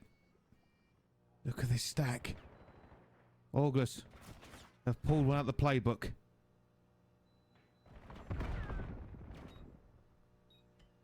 Be careful here, though, because if you're not running in the middle of this map and there's somebody watching over, you'll put yourself in trouble. That smoke is going to cause a lot of anxiety for 21 Gaming, who need to find something. Linz is moving extremely differently. Next kill has to be on for Treaty 1. Rush will find Melko, but the big flank will come through. Brezzy will find 2. Lampy left in 1 versus 2. He's 1-8. He's had a terrible game. He needs to find 2 players here, and he may well have caught them. He's taking his time. He didn't want to place these shots. 15. I didn't see his leg, and Lampy may have won this by not firing a bullet. He goes down. Oh, he had to check bomb, and they caught him as he did so. Lampy had the luck of the gods on his side, but only one time. And Oglis will win this one. And there it goes. There's the end. Linz, the key player for them. 13-4, and magic in the fingertips. Stressful one for the side of Oglis, but they get to go again next week into losers round 2. And thank goodness for that for them, because honestly, if they'd been reverse swept there, I'm talking full team disband job, to be honest with you. I think that's kind of the route we probably would have seen them go down. That would have been a disaster for how well they started the series. Honestly, I just thought, okay, they're coming into this one. Doesn't matter that they lost the first one, they'll make a bit of a run. They started to do that. Eventually will get the job done, but not without controversy, in the sense that you would have expected it to be a lot easier than that. Either way, though, they get the win. They advance on to next week, and they continue to survive, pricing. They do. They survive, but only just realistically. A lot of people would not have expected it to go that far, but a good start. 250 to 112 on Blackheart Hardpoint. Then a 6-3 on Den Search and Destroy. It looked dominant until it didn't. Scar Overload was a bit of a mess there for August, as 21 Gaming managed to grind it out 2-0. And then they got revenge. 250 to 134. 21 Gaming sent us to a map 5. But August proved they had more than enough. And with the ending of that one, we are going over to Bravo. Desiree versus Margin is in its map 4, and it is very close. Margin will be looking to close this one out there. Well, we'll probably be happy to see a Search and Destroy. I think Decimate, we think to themselves, how the hell are we here? Find themselves in the lead, though. 15 seconds or so in the lead. Margin now trying to bring this one back. P2 control for the side of Decimate. Legend, he really has started to step it up, hasn't he? 20 and 13 from him. Whalers putting up some big numbers. That's a nice break from Margin. That's right, do a good corner. Fighting from the bad side here. They won't mind if they can hold this for a little bit longer, but just not going to be able to here, and that will probably just give the time to decimate. I expect Margin will be cutting losses and going here, but they're already there. So fast, so good.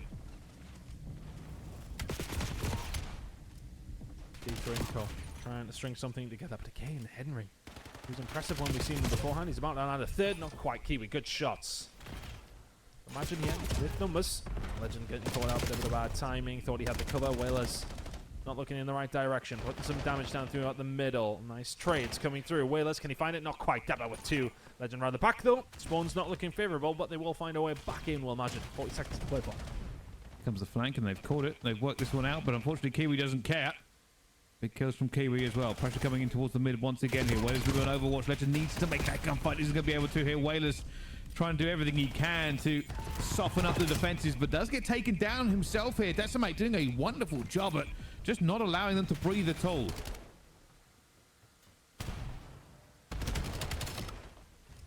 Good job from Nox. Streak up. Whalers. Trying to get rid of 1. There's no way he's won the second.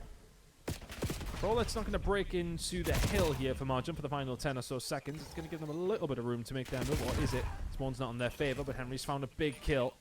The second one going to be difficult. He gets it anyway. Depper caught with his pants down, and now the Spawns will belong to the side of Margin. 20-point lead or so for Decimate. Inside of the point, finding the kills as well. Twisted, need to find more. Spawns are not going to be there any longer, and this route that they took, the time they took to get those Spawns, it's going to matter for very little. 20 seconds uncontested for Decimate and 40 more to play for. There they go. Bit of a front headbutt as well, but D3 says, all right, well, line them up for me. Take every single one I can. And well, Legend will get that trade here. They are just losing second after second. 26 seconds to play for here. They really want to get back into this point and try to contest at the very least. Legend almost allowed to kind of pirouette through that one. A little bit easier than I was expecting. Big fights coming through. Margin will atone for their mistakes to a certain degree. When you commit to those spawns, when you spend so much time making sure you get a hold of it, you need to also make sure that you make the most of them.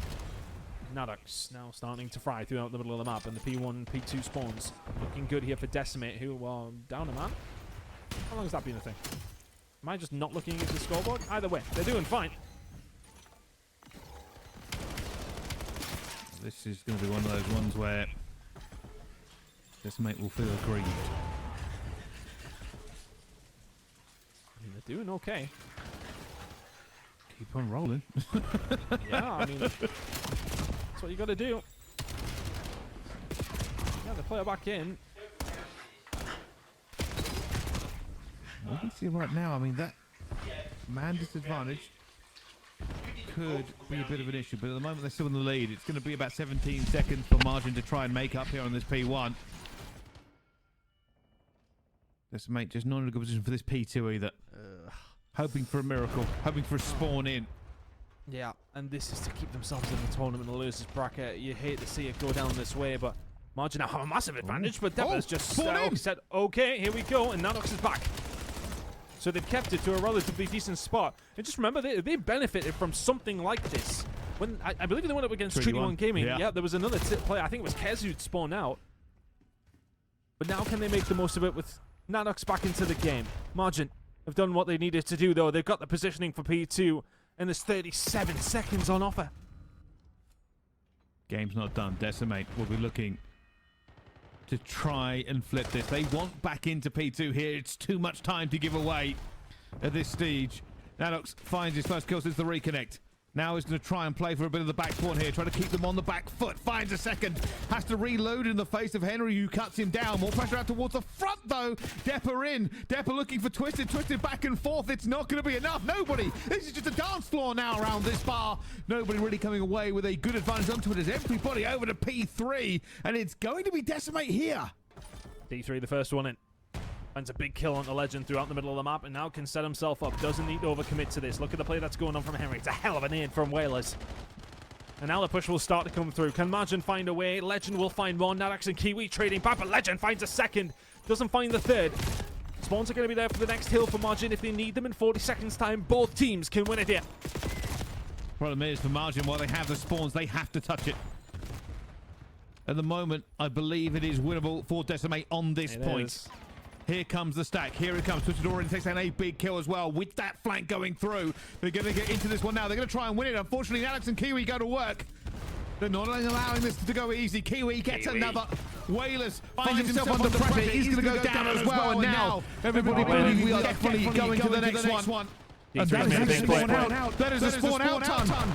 D3's made a massive play. Now all of a sudden, Margin just need to be able to get something on this scrap time. They're not going to get it, but they're going to win the gunfights on the other side of the map. Into P4 we go. Margin need 9. Decimate has to find a break. Wailers is a veteran, and he's going to try and hold this. Bullet straight through the doorway. Teammate trying to help out as well. Wailers is a second more into the point as well. When Margin, they scoop it from the very end there. It could have been a disaster, but victory has been assured. Margin will continue onto this one. And commiserations for Decimate. They had a player down for a hill, and that might have been enough to sink the ship. Oh, it's a tough one. It's not anybody's fault. On the other side of things, is it you got to play out, and that's the rules.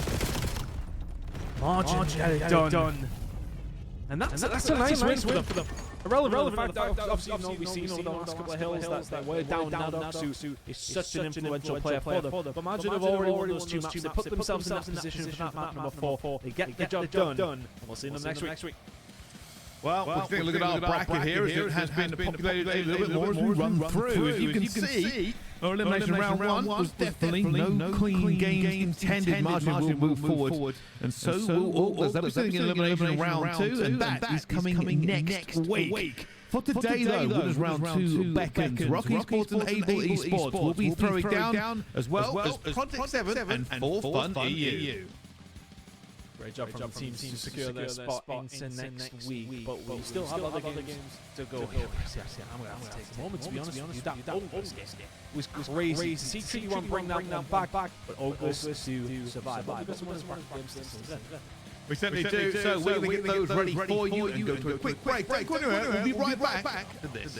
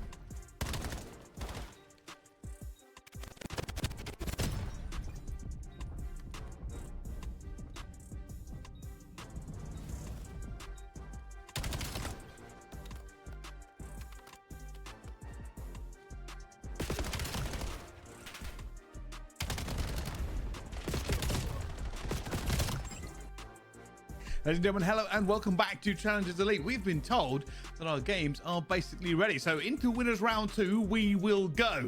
And these should be exceptional. A couple of teams with flawless records so far. I wonder if that will continue, Tan.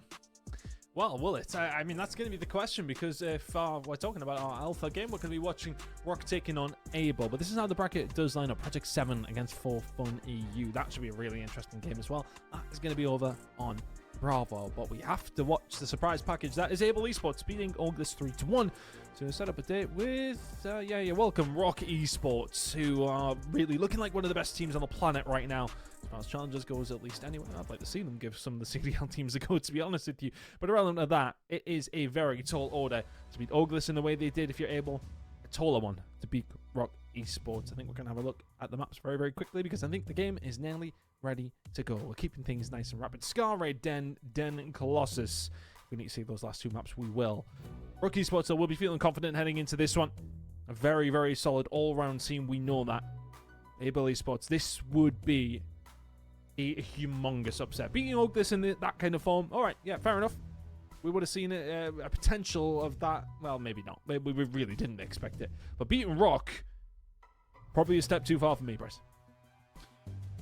Yes, potentially, but it's definitely been one of those ones where we doubt Able and they do even better than we expect. So we will see. I mean, for me, yes, Rock are one of the big teams to beat here, but and this is just me kind of looking back over it, and I'm trying to work out if it's just rose tinted glasses. I think Rock have looked better in this stage than they did the last one. The last one, they won the major after it, so I would agree. It's kind of a weird position for me because I'm just unsure how good Rock are. Well, let me give you a little bit of a lowdown on the last two times that these two did appear up against each other.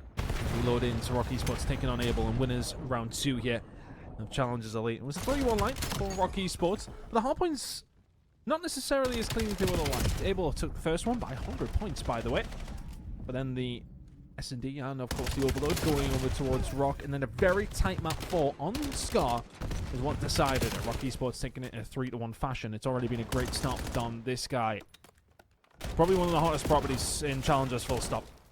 Absolutely incredible player. Rock Esports, I'll be trying to keep a hold of him, to be honest with you, because the guy's been absolutely insane. 5 streak for him to kick things off, and that's a lot of time over towards P1 for the side of Rock. Doing it for them, and if they can get this to a good P2, this could be a significant lead for them, and, well, winning the gunfights, that's certainly one way to do it, Ton. That's often just the Rock way to do it, isn't it? Raw horsepower and kick the doors in, absolutely. Yeah, who needs to rotate if you can just gun everybody? Team are very, very solid. And I think one thing that really impressed me about their run at Dallas is how much their search and destroy really improved. Their hard point was always good, right? I mean, look, we talk about it so often. Their slaying power, as mentioned, throughout the group stages, kicks dropped a 1.82. That's ludicrous. I mean, absolutely insane. I think the best last season over the groups was, I think from Linz, maybe? I think it was a 1.4. I mean, 0.4 addition on top of that is insanity, to be honest with you. So if he can kind of bring that level of performance again in the hard point, that is going to consistently be something they rely on. The Search and Destroys, though, have improved massively. Their Overload got a lot better over time as well. They are very much going to be the team to beat when we do go over towards Birmingham. A very good spot right now here up against Able. It's been a phenomenal start, actually. About a 60-point lead before we even hit P3.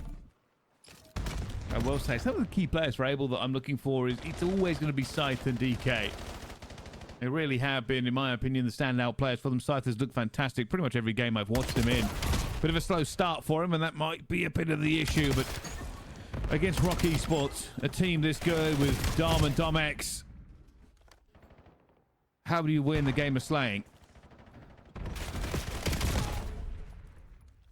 So we'll be forced away. Able Esports will have an opportunity to get their first decent time. But that is just too free for Dom-X to find a way through. It's miraculous that he only actually found one. DK, he's been really impressive for the team. Getting at 8 and 7 right now. Hasn't necessarily really lit it up in this game so far, but neither has anybody else on the side of Able. Dom-X, Kicks all really doing what they need to do right now.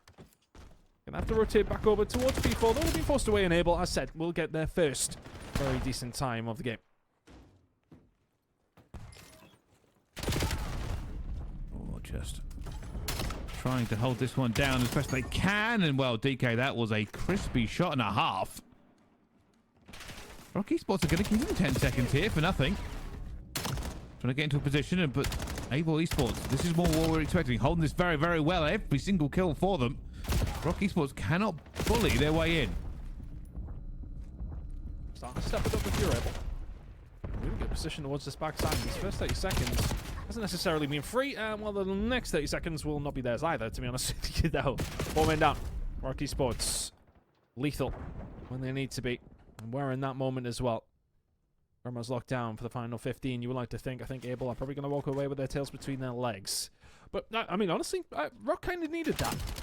Able went on a bit of a spree. Found themselves in a really nice position as we head over towards the church. Can Rock start to make their way through the middle of the map? They're doing so very well. And now look at the spawn outs coming through. Scythe, big win up against Rixel, to be honest with you. So he can now come and help his team. But the rest of Rock Esports are now going to start spawning over towards the backside. Bit of a split spawn for both these two teams. And the team coming out on top is actually going to be Able. Really good job. Able certainly in a good position to bring this back to a tie game here. Rixel, though, doesn't want it. Trying to move into a better position himself. Looking for the chow around here and takes a few bullets, but his teammates to the rescue as they manage to get the kills they need to go forward. Tempo slowed down a bit here. We're expecting a bit of a push towards the back here. Nobody yet so far. We've got players sitting pretty waiting for it. And I mean, they basically just left Dom on his own there in the point, and with all the nades and the guns are looking over him, worked out.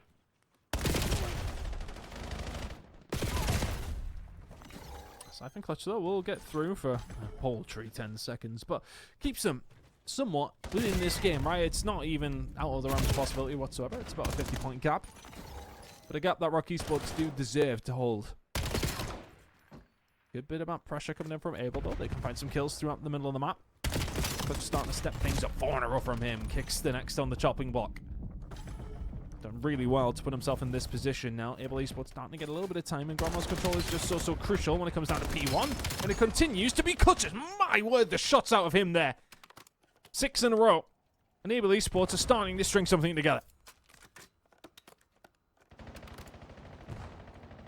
This is an opportunity for them to take the lead, and if anything, Rock Esports are floundering a bit at getting near this position. A couple of kills is good for them. Control the middle here as Dom X makes a big kill. And this is what we expect at this stage of the tournament, by the way. I mean, Rock are defending Major 1 champions, but Able Esports have impressed over and over again. And I think irrelevant at what happens in this game, they're a team who could continue to impress, right? I really have enjoyed what we've seen from some of these newer teams on this stage. Going to be able... by nice to a certain degree. Like, there are some teams who are starting to show what they're about. The players who have plenty of talent. Remember, some of these esports players, you think it kicks when we first watch him. Yeah, he's fucking shit, 100%. He might be one of the best slayers on the bloody planet now. That is definitely true in every sense of the word here, but it is not enough. Able Esports are in the lead. Rock Esports, here they go again. So 3-stack moving forward. Scythe knows that pressure is about to come upon him. He's getting ready for it as well, but not able to get the kill he wanted quite. Still 12 seconds to grab here. Somebody is going to get it. I say that, and Rock Esports almost turn away. Don't want to bring this one back. Great hold over towards P2. Looking like they're in a good position for P3 as well. Rock Esports just going to have to manage with what they can get, which is a couple of seconds towards the back end of P2. Able Esports have rolled back into this one. Rocket barely had a touch, to be honest, since we headed into the second rotation. 2-1 and 2. Maybe had 5 or 6 points. Not good enough by their standards. Rixel having a high interaction game, but the interactions are going the wrong direction. Scythe trying to get church control. He can. And this is now a position where Able can get some good time. Spawns over towards Grandma's side. Are going to be there for Rock Esports? Absolutely. But 30 seconds still for offer. Over towards P3. And that could be the difference maker. Able to be finding themselves within touching distance of 200 points. Look at them hold this here. You can tell already Rock Esports Rixel towards the mid here. They'll be first into the fight as this rotation happens. And I think Rock Esports, they know last time around they couldn't even touch this. They've set up early. But some gaps have been left here. Players have kind of run through. Bit of timing for them as well. But fortunately, Rock Esports equal to get the slaying done. But they're probably now more compressed than they would like to be. Scythe is causing them problems out towards the back here. He is going to go down. More fight erupting as Dom X to the rescue. But it's still a tenuous hold. They do not have control of all of the lanes. There's a bit of trouble. Yeah, Blade will find number kicks is there for the trades. Alex will get the players on the cross. Not quite. Scythe will find 2. Kicks is left all on his own. I would say usually that's definitely a death incoming here, but Kicks will definitely take somebody with him. Clutch will fall. Rest of Rock on their way. 25 seconds or so to go. Dom up top. He can find one, and now this becomes a bit of a difficult position for Able to defend. And Rock Esports will close the gap. 20 seconds looking like they're freely going to go over, and these kills on transition are important. Keep an eye on where the spawns are going. Clutch will find one. Inside a shot. Kick should be dead to rights even if he does find this. And trade will come through. Spawn out. Rock Esports. They will be still over towards Bromos side. So will Able. Spawns when it comes down this hill. Questionable to say the least, but here we are. P5. Able Esports first ones through the door. Rexel with a big win over towards the backside though, starting to collapse. This is an opportunity for a break. So far, so good here, but I don't know if they knew about Scythe towards the back. Slow start from Scythe. Way better in the second half. And he's waiting. Perfect time to wait here. Will eventually go down, but it allows the trade to be clean. Now they are fighting both sides here. Clutch just trying to work out where that player had gone. Able Esports carrying the day at the moment, Ton.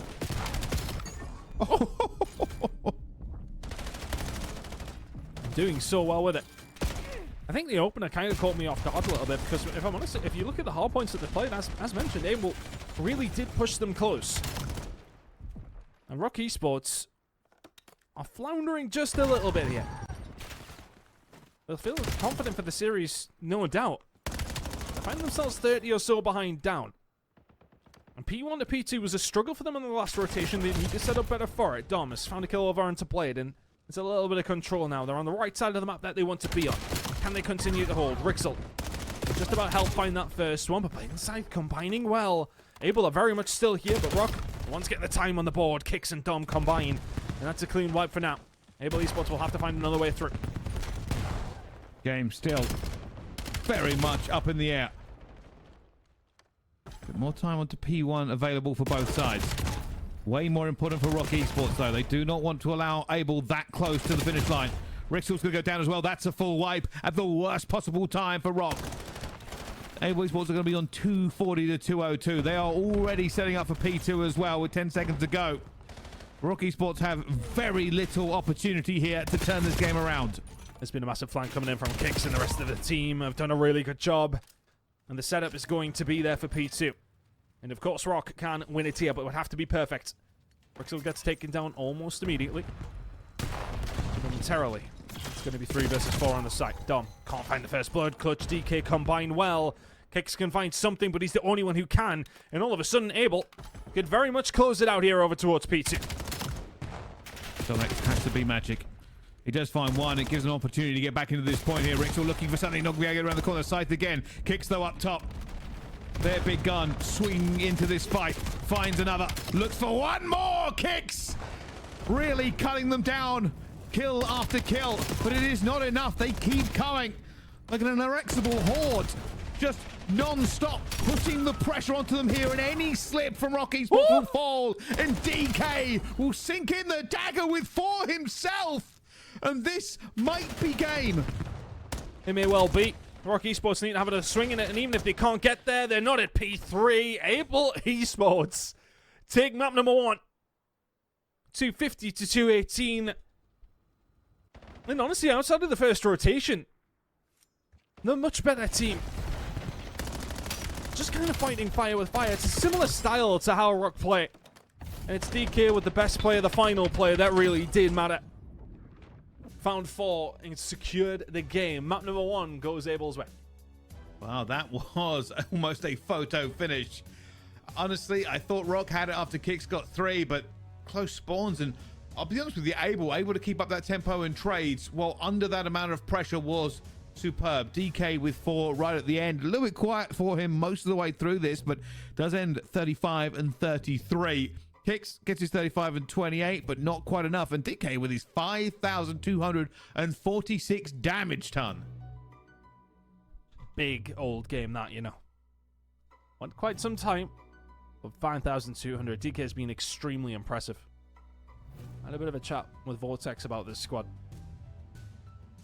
And he was telling me that DK worked them on a couple of occasions. Good player. And plying his trade, still very, very young.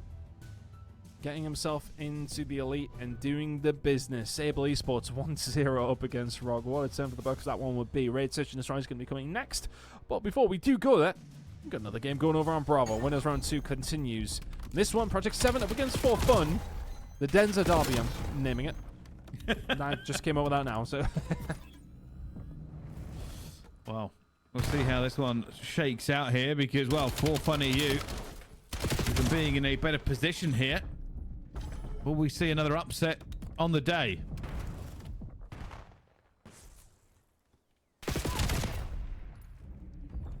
See if we can turn things around, because I mean they had a really good start to the day. Albeit Decimate have just been knocked out by Nausea, but in my book, Decimate a very, very solid team, and For Fun 3-0'd them. So Project 7 coming in this one maybe a little bit cold. Find themselves 40 seconds down. Play from For Fun. Continue to hold, and we head over towards P1. P2 rotation is there For Fun. And the point, Project 7 are going to have to find a way through this. For Fun just continuing to push the tempo in terms of these points, and when you are at this situation, you just have such an advantage. You kind of almost dictate the pace of the game here, but at the moment Project 7 just trying to bleed as many points from P1 as possible. They start looking for the spawn, not going to be able to get it. Mighty takes him down, and now that player there, Aspect, is pretty much left alone, but wins a very important gunfight to keep it alive for a few seconds. For Fun still, though, in a great position. 200 points have been broke. Oh, that's a bad time to lose those couple of gunfights. Those, that pressure going to be enough to spawn them out? Yep, is the answer to the question. It spawns you in, and Detain is gunned. And that is a really good time to find the break, and then the rotation on top of it. Another kill in the middle map if you're Aspect. And now it's a rooftops push. Going to have to come in for Fun. Can they manage to find a way through? It's about the flank. Can you get something orchestrated here? Detain is on his way around, but the rest of the team might be dead before he gets there. That was able to combine. Mythix is here, picks up the pieces, and holds it down. Good hold from Project 7 so far. They are less than 10 away. I've not managed to get one back here, but this will be a big push to the front. They don't really have the bodies into the point quite yet. And, well, Mythic's more than equal to it on his 4. Only got 11 health. Still staying alive. His health will come back, and it allows him to get one more. Now on a 5 streak. This game really going to go down to the wire. If you want to keep watching here, he is on Bravo, but our alpha game is under the way, so we jump straight into it, and, well, Blade catches 2. Rock now in a really dangerous position. Scythe will find another under Rexhill and Dom. Left in a 1 versus 4. Stop Blade, he was on 2. You read it correctly, and somehow find it. So 1 versus 4, in the blink of an eye, becomes a 1 versus 2, and very doable. 30 seconds.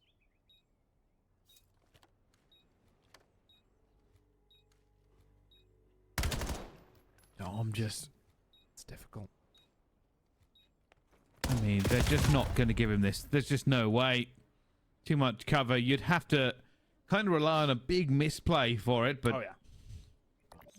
Not going to be in the... I mean, we've talked about this before. This is an even bigger upset, technically. Able, very, very good, but... If Rock go down 2-0, Tunt, we'll be certainly looking at this a different way.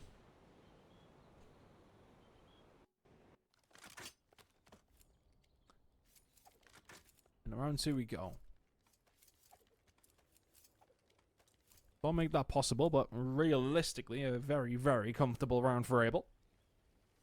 DK will be feeling himself after that first map, won't he? 4 in a row to finish off the hard point. Domix, you need to be hitting those. He's had maybe 3 opportunities, but definitely 2 to land a shot. He doesn't. Kicks is dead. Able Esports have another first blood and another round potentially on the cards. Blade whittles him down to 4 HP. And Dom's going to be dealt with as well. It's another round that's looking like it's going to go Abel's way. Oh my word. Well, Domix now stuck in a little bit of a bad situation, and they do go down 2-0. Time. This is looking like Abel's S&D as well. Well, well, well. We've got some games in our hand. We knew this would be competitive at this point of the bracket. And it's certainly looking so.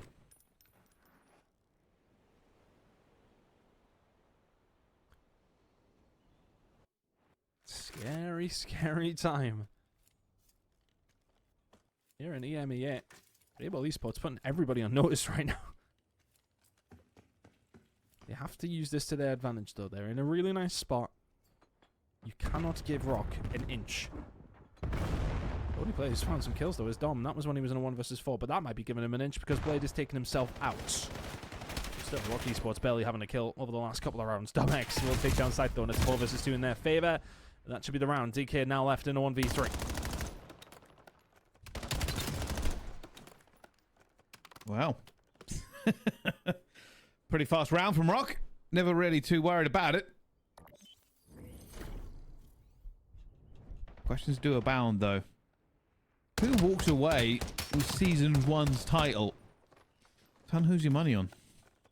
I'd still probably say it is Rock, realistically. Right now, not looking too hot.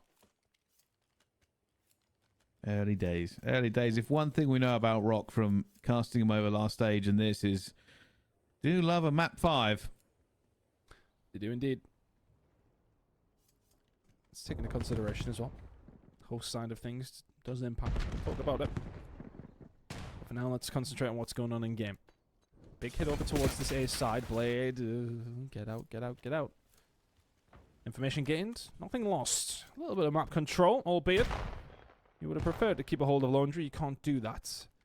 And now Rock Esports are very well aware of what's going on because they get control of Laundry, and now all of a sudden Able Esports have to fill some gaps elsewhere, have to look for another way in, and Domex knows that.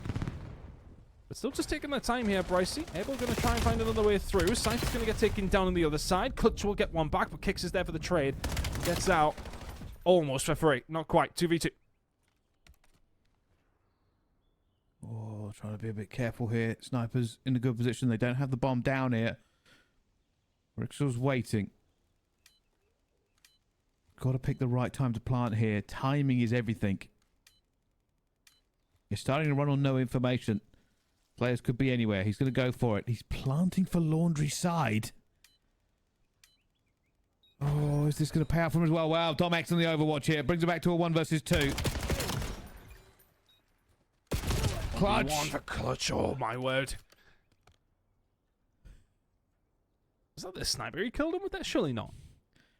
Must have been a pistol, right? I think he's picked up a Dravik. He's picked up a Dravik. I was going to say, yeah, you don't slide out like that with a sniper.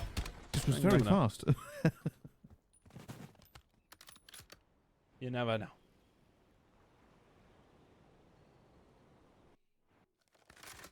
We continue. Rock Esports were able to bring this one back. Back-to-back rounds and just steadies the ship. Tomax doing well with this sniper. We have seen him on plenty of occasions perform with it. Seems to be the auto aim is not affecting him either. More spree for him. Scythe and Co, though, having a little look over towards B. We've seen this player from Rixel before, and he's caught teams off guard so many times. That's a freebie. Oh, that's just about is a freebie. Oh, somebody left the window open a little bit. Those bullets were not going where they wanted to. Windy in Saudi Arabia, is it? DK will find Kicks. 2v2.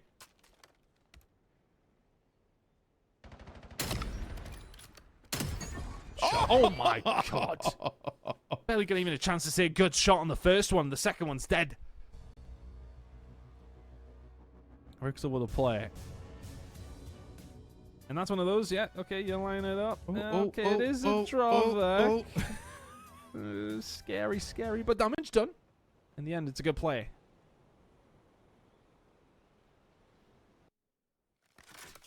Bit of a strike back here from Rock, realistically. I mean, do not take it off of Domex. 6 streak here, has been running the sniper. So they're key into this one. Oh, Soon's one player. He's a second player. That's called out as well. Do they know about the player statue? They will now as Dom will take him down. Still an overwatch here from Domex. And they're going to know this as well. Abel will not really want to push that.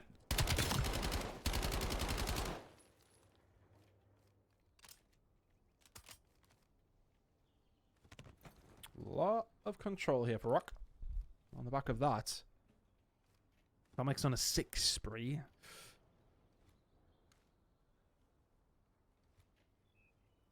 And the plan is going to be get this down up towards 8. Yeah, and Rixel's going to have that underlocking key. Just about. DK will find him, makes it a 1 versus 2. Technical 1v3 if you can pull it off. Importantly, they did get rid of Domex, and I think it would have been in time before he did get a hold of that Hellstorm. But irrelevant of that, though, this is still a difficult round to win. DK now needs to defuse and find 2 kills. Spots one. Kicks will be calling that one out. Kicks does not have to take this. He's got players that can help him out, and doesn't matter. Of course, he's going to take the gunfight. 4-2 to Rock Esports. Ambitious, Chow. As soon as I'm seeing Kicks on this spot, as soon as I'm seeing anybody, honestly, I wouldn't fancy myself against you in that spot in particular, Bryce. You never mind Kicks. Yeah, it's because I'm dead sweet. Yeah. Just accurate. That's how I would explain you. Accurate, man. Well, see how accurate you are when you're flying helicopters and blackout tomorrow. I'd imagine not that accurate. Perfect, in fact. They've actually named me the greatest helicopter pilot to ever exist. But we'll get away from my accolades for now and go back into this game because Rock Esports have really turned this S&D around. Bit of pressure out towards the middle here, and they have stepped the player through. Blade has got into pillars, and Rock Esports have given this side up ton.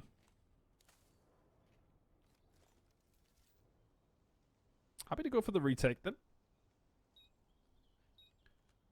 The thing is as well though, Abel haven't taken up any real estate over towards Laundry, and Rock Esports will just presume they're there. Eventually Clutch will fill that gap. Oh my word, the time he was about to have. He didn't get it, but Blade will find one. And now Clutch just needs to stay alive here. It can be a distraction. Storm will find Blade. 3v3. Through the middle here will be crucial. Is the timing right here for Rixel?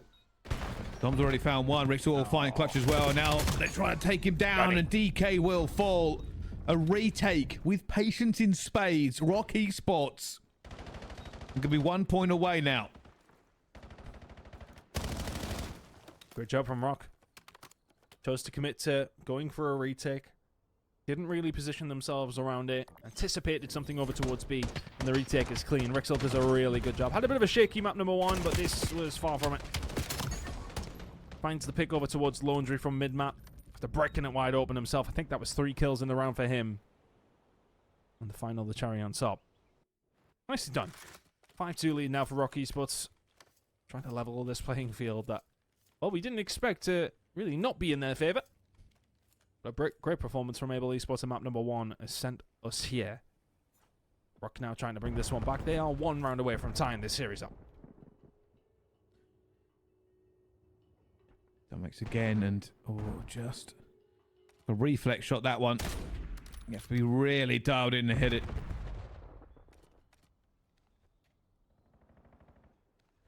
Now, they did this last time. Yep. Bit of a late plant for Laundry side. Look where Rixel is now, though. Yeah, so he's going to probably want to try and push through stairs if this bomb does go down. It could be actually tempting the team to make a push over towards this B side, but A is still going to be the option. With a little bit of art control for Able if they check it in time. Oh, Kicks is going to get it down. I think he's been spotted, yeah. Domex now on the other side of things will find DK. This is a lovely setup, and Rixel has yet to get involved. Oh, Kicks, just perfection. Ah, like clockwork. Clutch left in a 1 versus 4. I was going to say there could have been a few issues with timing there, but it does work out for them. Clutch, though, finds 2. Too many bodies, too much, too far. Rock Esports take the S&D 6-2 ton. And that, after the first 2 rounds, was cathartic. Wonderful last round. I really like the positioning. They send Rixel onto an island. They play around themselves towards this A side, and then once he gets involved, it is pretty much game. Really, really nice search and destroy there from the side of Rock. As I said, those first 2 rounds didn't go their way, but after that, lights out as Rock will tie us up in this series heading into an overload. 6 in a row, that one. And that puts them right back into it. I think Able Esports will now be like, oh, yeah, we're definitely in a game. No doubt. I think it's funny to me that Domex only has the lowest damage on that Rock Esports team, but I would probably say the most impact I mean, the sniper, it causes so many issues for the team against them, and it opens up lanes, it clears areas for you, and it's just a consistent threat. And that's what Domex made it. He made it a consistent threat. 3 first bloods to his name. Blade also got 3 on the other side of things, but everybody else from Rock chipping in. Den Overload incoming. Be followed by Den Hardpoint. If we need to see it, Colossus, Search and Destroy will top things off for what has been a crazy, crazy day here in the MEA. Bravo still rolling on though. After a map number 1 win, went P7's way. 4 Fun were the ones in control whilst we left it. Well, apparently we can jump over to the S&D ton, and I think it's 2-2 between them. So Project 7 and 4 Fun looking to try to take a bit of a lead here, but who will come out on top?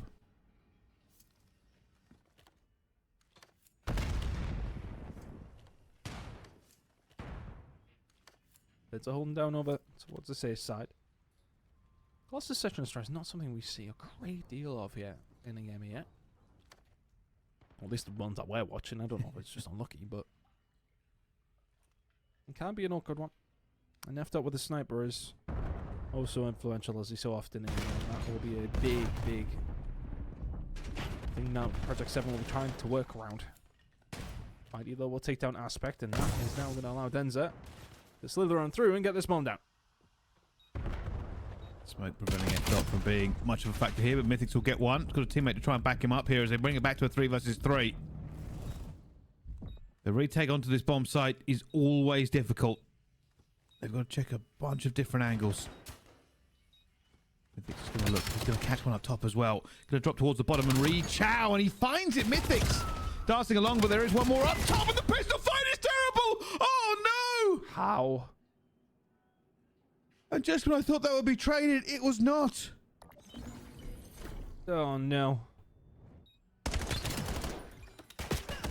And Mighty absolutely spits on F-Dot. Incredible work. It's now put them in a sensational position. If you are for fun, it's 3 in the round for Mighty.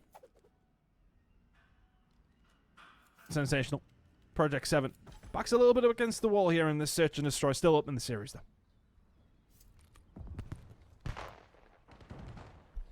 Here goes. F-Dot just holding the outside lane, hoping that For Fun EU will give him time of day. Currently not really the case.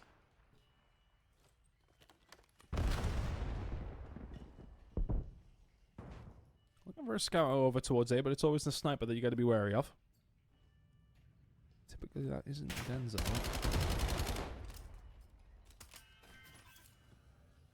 Let's see if he's going to be able to find anything. Just dipping and diving, finding info. Not offering up his life for anything silly. He does have a little bit of backup now, but look at this. Look at who's reading it. Oh, Mythics was reading it, but it's 4 in a row from Mighty. 9 and 3. And they pinch wonderfully over towards that side. That bomb will have to go down over towards here because of the threat. So we're going to have to back on down. Detain will find them. This is another round for fun. Should be able to take away Aspect in such a dangerous spot. Wonderful, wonderful retake. 5 in a row from Mighty. Just poetry in motion for them. And that's what you kind of hope to happen in S&D, right? When you talk about retaking a post-plant. Exactly the positioning you want, and to get the kills, it really disrupts the defending team's position. But Project 7, certainly, while they are one of the teams that came out flawless from the groups here, not having their own way on this S&D.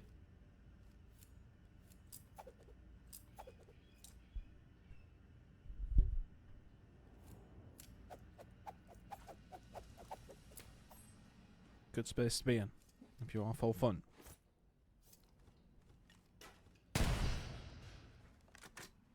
Let's see how it's going to go down. This Mighty wants to try and continue this streak. Hellstone would go a long way.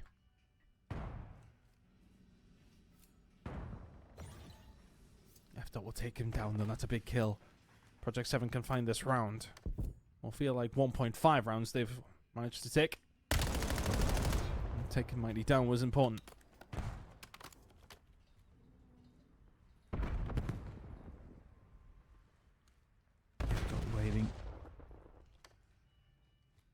Currently, Project 7 holding the cards here, but we'll see how this one shakes out. And if you want to see how it shakes out, you can take a little look at the Bravo stream because Alpha is underway.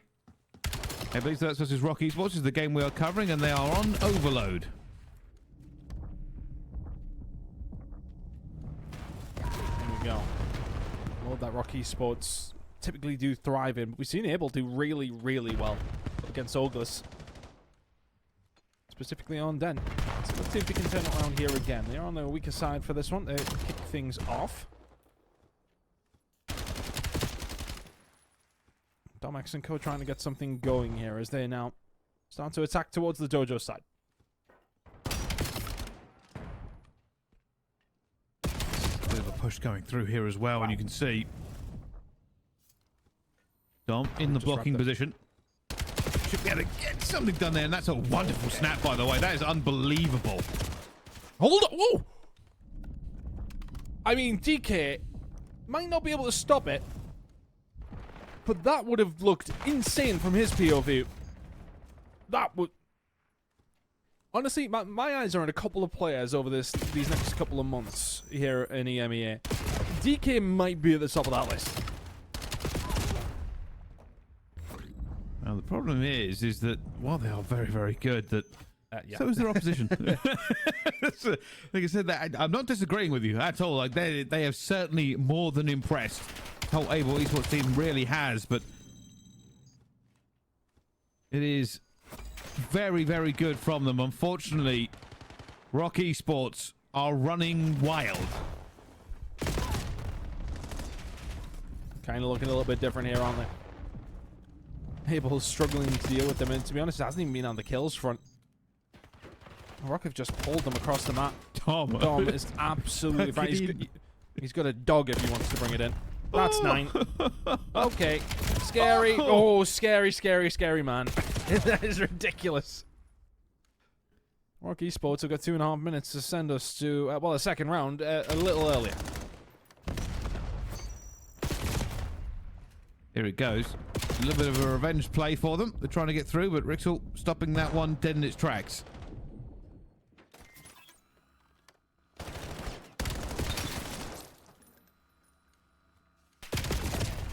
Finally looking a bit more even on the slaying front from these two teams, and that EMP will be reset here. You can see Able Esports are trying to set up for a push themselves, but at the moment, they aren't really able to get that string of kills you need.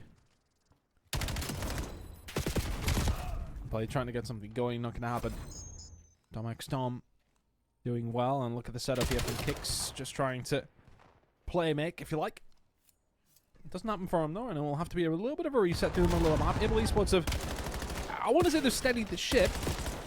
Well, they haven't conceded in a minute. That's kind of where I am. Blade up top, yeah, trouble. Rixel, Dom starting to combine together. The fourth one could be coming. We're starting to now move it through. Just to find the first one. DK will find 1 and 2 again. Kicks is trying to set up on this side, but can't get it done. Able Esports, good defense.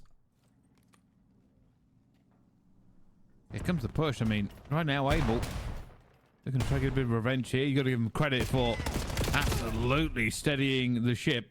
Trying to get one through. That is a gunfight he wanted to win desperately.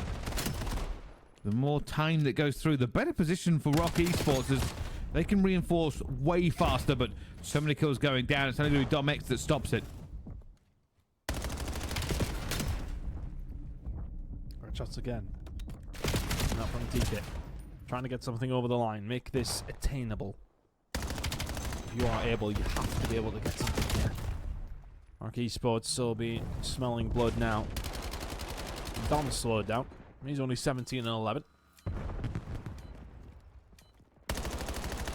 He's trying to hold it from this angle as well. Just trying to prevent anything untoward happening, but there's 3 down, and they can maybe get something moving. Top blue control for Scythe is going to be important, but Rixel looking to add further fuel to the fire. That would potentially have been a fourth here from the side of Rock Esports. May well not get this opportunity. Able in control of the EMP with overtime on its way. Somebody's going to grab that. And that is going to end now. Nobody got it. I always think the kind of the prospect of it was essentially a free play without the potential of reprisal is very interesting in this game mode. Didn't get to see it that time around here, but You will say Rock not quite as dominant towards the second half of that. They certainly had a bit of a struggle trying to keep them away from the point. But, you know, you could also put it down to the fact that Dom wasn't just going on a 10 streak in their spawn. So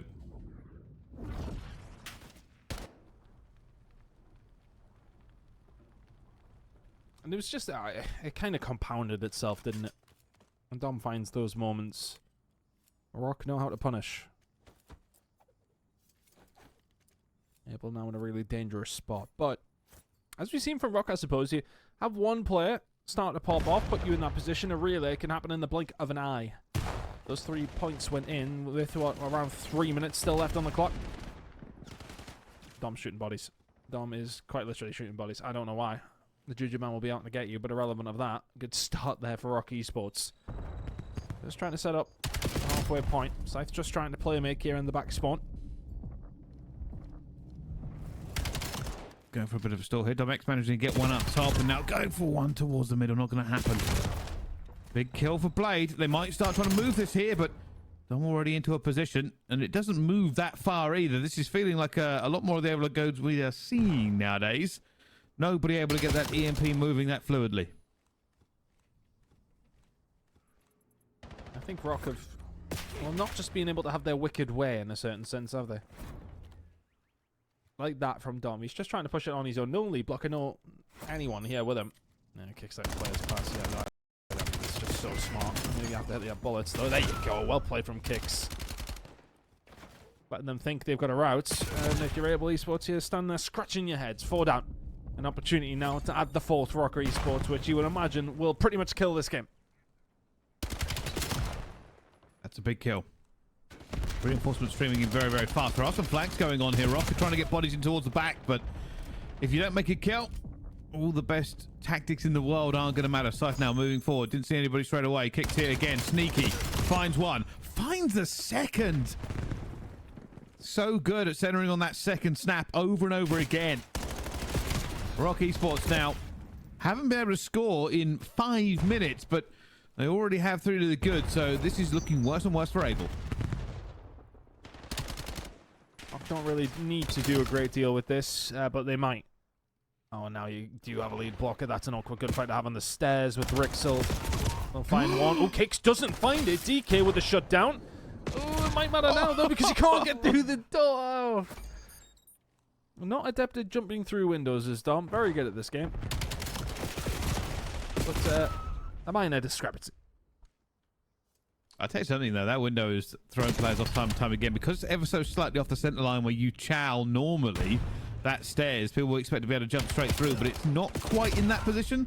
So you'll see players do that more often than not, to be honest with you. But at the moment, Dom is calling in the Hellstorm. This is mostly going to be for information. He does catch Blade. It's a torture potentially on the cards here for Able. Takes one big moment, though, doesn't it? Can get a relay going, and all of a sudden you can maybe flirt with the idea of coming back. You need to find something rather quickly. Time is very much ticking. It's been 3-0 for around 5 minutes. Rocket being limited to not a great deal, but the damage was done really early. Dom now trying to set themselves up. He's going to take his teammate down, but Dom, just everybody else dying as well. Absolutely ridiculous. 31 and 20 out of him. And that should be that if it wasn't before. See, we actually said this in stage 1. What does the future hold for Dom? He was our highlight player of the first stage. What about the second stage? Because this keeps happening, and when something is consistent as this, it's not a peak, it's your base level.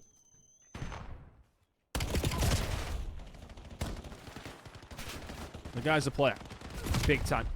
And the same kind of story has happened to Able Esports as it did and in the previous round. And once the floodgates have opened, the water is coming surging through. They have Rock Esports. 6-0 up, about to take a lead in this series for the first time, which is surprising to say the least, but deserve it for it. Look at the difference in the scoreboards.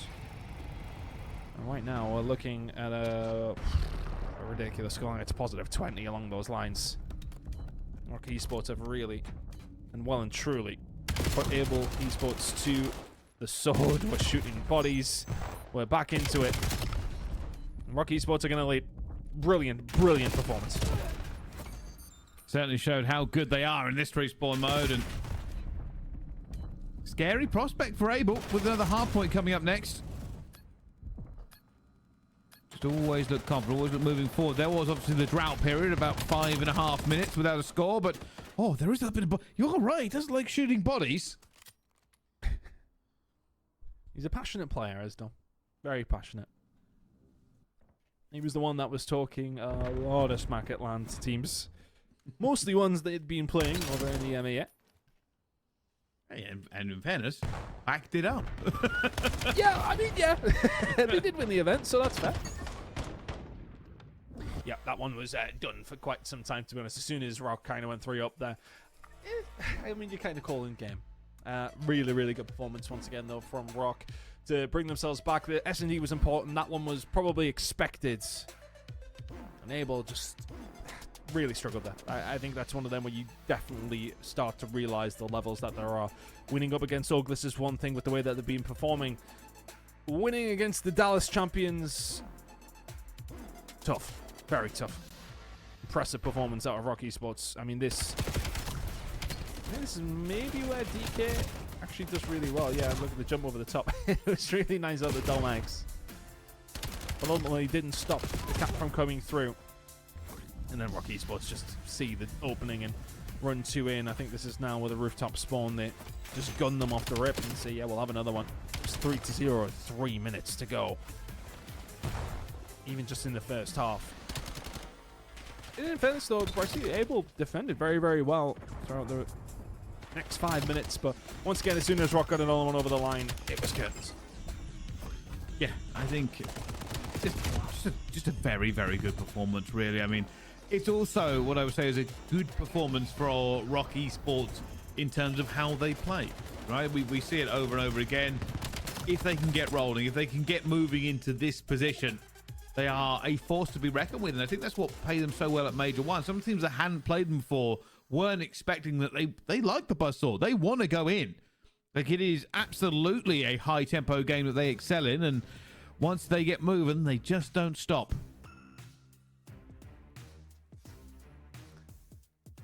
2-1 up now.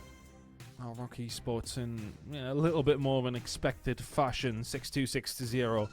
And we head over towards the Den hard point. Yeah, we feeling confident here as well, Bryce. 2-1 up in the series. Over on Bravo, that one is continuing. Whilst we wait, I'm going to start dropping a follow to some of these Able Esports players. I'm impressed. Impressed. Well worth, in my opinion. Actually looking to see how the other game was going, and it looks like it was 6-4 to For Fun EU over Project 7. I don't have any update on the overload as that hasn't started. It should be back any second now. They've been gone for about 7 minutes, so once we have that one, we will tell you. But it is all tied up on the other game, Ton. Yeah, that should be... I did think that would be probably a closer game than this one. P7, though, have been very, very impressive. As mentioned, they only dropped, 3 maps over the entirety of groups. So you would like to think they probably get the job done there. I'm trying to think, no, the For Fun will obviously in Group A, P7 in Group B, so wouldn't have played up against each other, but have played up. Okay, all right. Yeah, we're just making sure that Clutch is dead. Straight. Okay, 4 dead. Oh, right. Bryce, I think Rock might have leaned forward. More than a little. I think Dom's aura farming a little bit here is absolute confidence over and over again. Just will take any chow, anytime, anywhere. Oh my god. Yeah. Well, Rock Esports are welcoming Able to what it means to go up against them when they're kind of just playing like this. For reference, what I will say. Able Esports hosted the first 2 maps. It's been Rock for the last one and, of course, this one. Yeah. It kind of looks like it. Oh, you say that, but, you know, did it on land. So if anything, you'd say that Rock are, No, very are true. hindered. But this is certainly a statement. I mean, when you come into a map shooting bodies, you know the team is feeling it in every step. Oh my goodness, Rixel. Kicks, they're pushing this out way more aggressively than you'll see most teams do here. Able Esports have not got a point yet. This is scary. It's very scary. I am enjoying one thing Rock are doing well, apart from obviously killing everybody, is kind of the premise of bumping. Now, if you don't know what bumping is, it's essentially when you're on a hard point as yourself, and you'll see players do this over and over again. As soon as someone enters from the rear of a hard point from where the battle line is, the player at the front will go and push that out as far as possible, as quickly as they can. They just did it on P2 incredibly well. So at the moment, it is paying for their kind of aggressive side here as Able Esports finally get a point onto the board. Tancer back to the 93 and about to be rising of Rock. This is a tough watch. Rock right now just doing everything they absolutely have to be able to do. DK will be able to answer back. 4-8 from him. And it just isn't. That's alright. Rock Esports have come in with a different vibe here in map number 4. And they've just taken it personally. Those couple of lost maps, the lost map in map number 1, they've taken it extremely, extremely personally. And this is the kind of form that you do see from teams who go on to win LAN events. Rock Esports are one of those teams, the only one we've had this season. Current best team in the game as far as challenges is concerned. And I tell you what, I can't wait to see what they do at the Pro-Am, you know. It's going to be very, very interesting, Brycey. Well, that's kind of the secret here as well, is, hey, for some of these challenger teams, the Pro-Am is the time to shine, but yep, the league and challengers does not play quite the same. Mistakes certainly do get punished a bit, and sometimes it can be a difficult time to step up to the pro level of playing here. But at the moment, Rock Esports, I think, would welcome the challenge. Yeah, I think, you know, you're right. When it does come down to, and look, and again, they're not bad fundamental team. Obviously, they know exactly what they're doing. But a lot of their reliance sometimes can be on these abilities to kill absolutely everything that moves, which is what Able Esports are very good at doing as well. And you're kind of seeing the shoe on the other foot when you go up against a team who are kind of like that, and you are reliant on having to find these kills. Okay, look, I mean, it's always great when somebody can perform like that and shoot their shot, as they so often do. But Able Esports kind of do play a hard point in the same realm as Rock Esports in a certain way. And for them to then go up against a team who are better than them at doing that, what's the answer then? And that will be the question of Rock, right? Where when they do get a chance to obviously go over towards the Pro-Am, are they going to be able to hang when they're going up against shooters who shoot just as straight? Wow. Was there something? It's very, very much theory crafted, man. I don't know. I'm spitting. Well, on the other side of it, well, you see Scythe on the 7th streak. They've managed to fight back, so Able certainly not allowing this disrespect by Rock Esports to continue.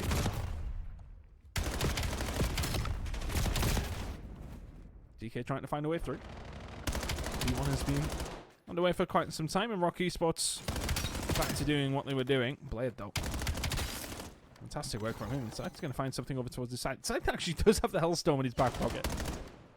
He has got some history on 10 hardpoint. You've seen him up against some other teams have a really good start. Wasn't the best of starts, but he has started to heat up. As we now head back over towards P2, and this is where Rock Esports really broke things open, and they may well do the same again. Clutch on 5 HP, the rest of his team dead to rights. Well, Spawn is very far away because of the push out there. You see it on the move there. Kicks is pushed all the way out here, but he should respawn good in time. That block should be okay, and it is. So he gets back towards the back spawn, but they've cleaned house again here. 5 streak already. And you can see that, if anything, Rock Esports just feel very, very confident. 175 to 60. Well, I guess they're looking to extend this even further. It's rising.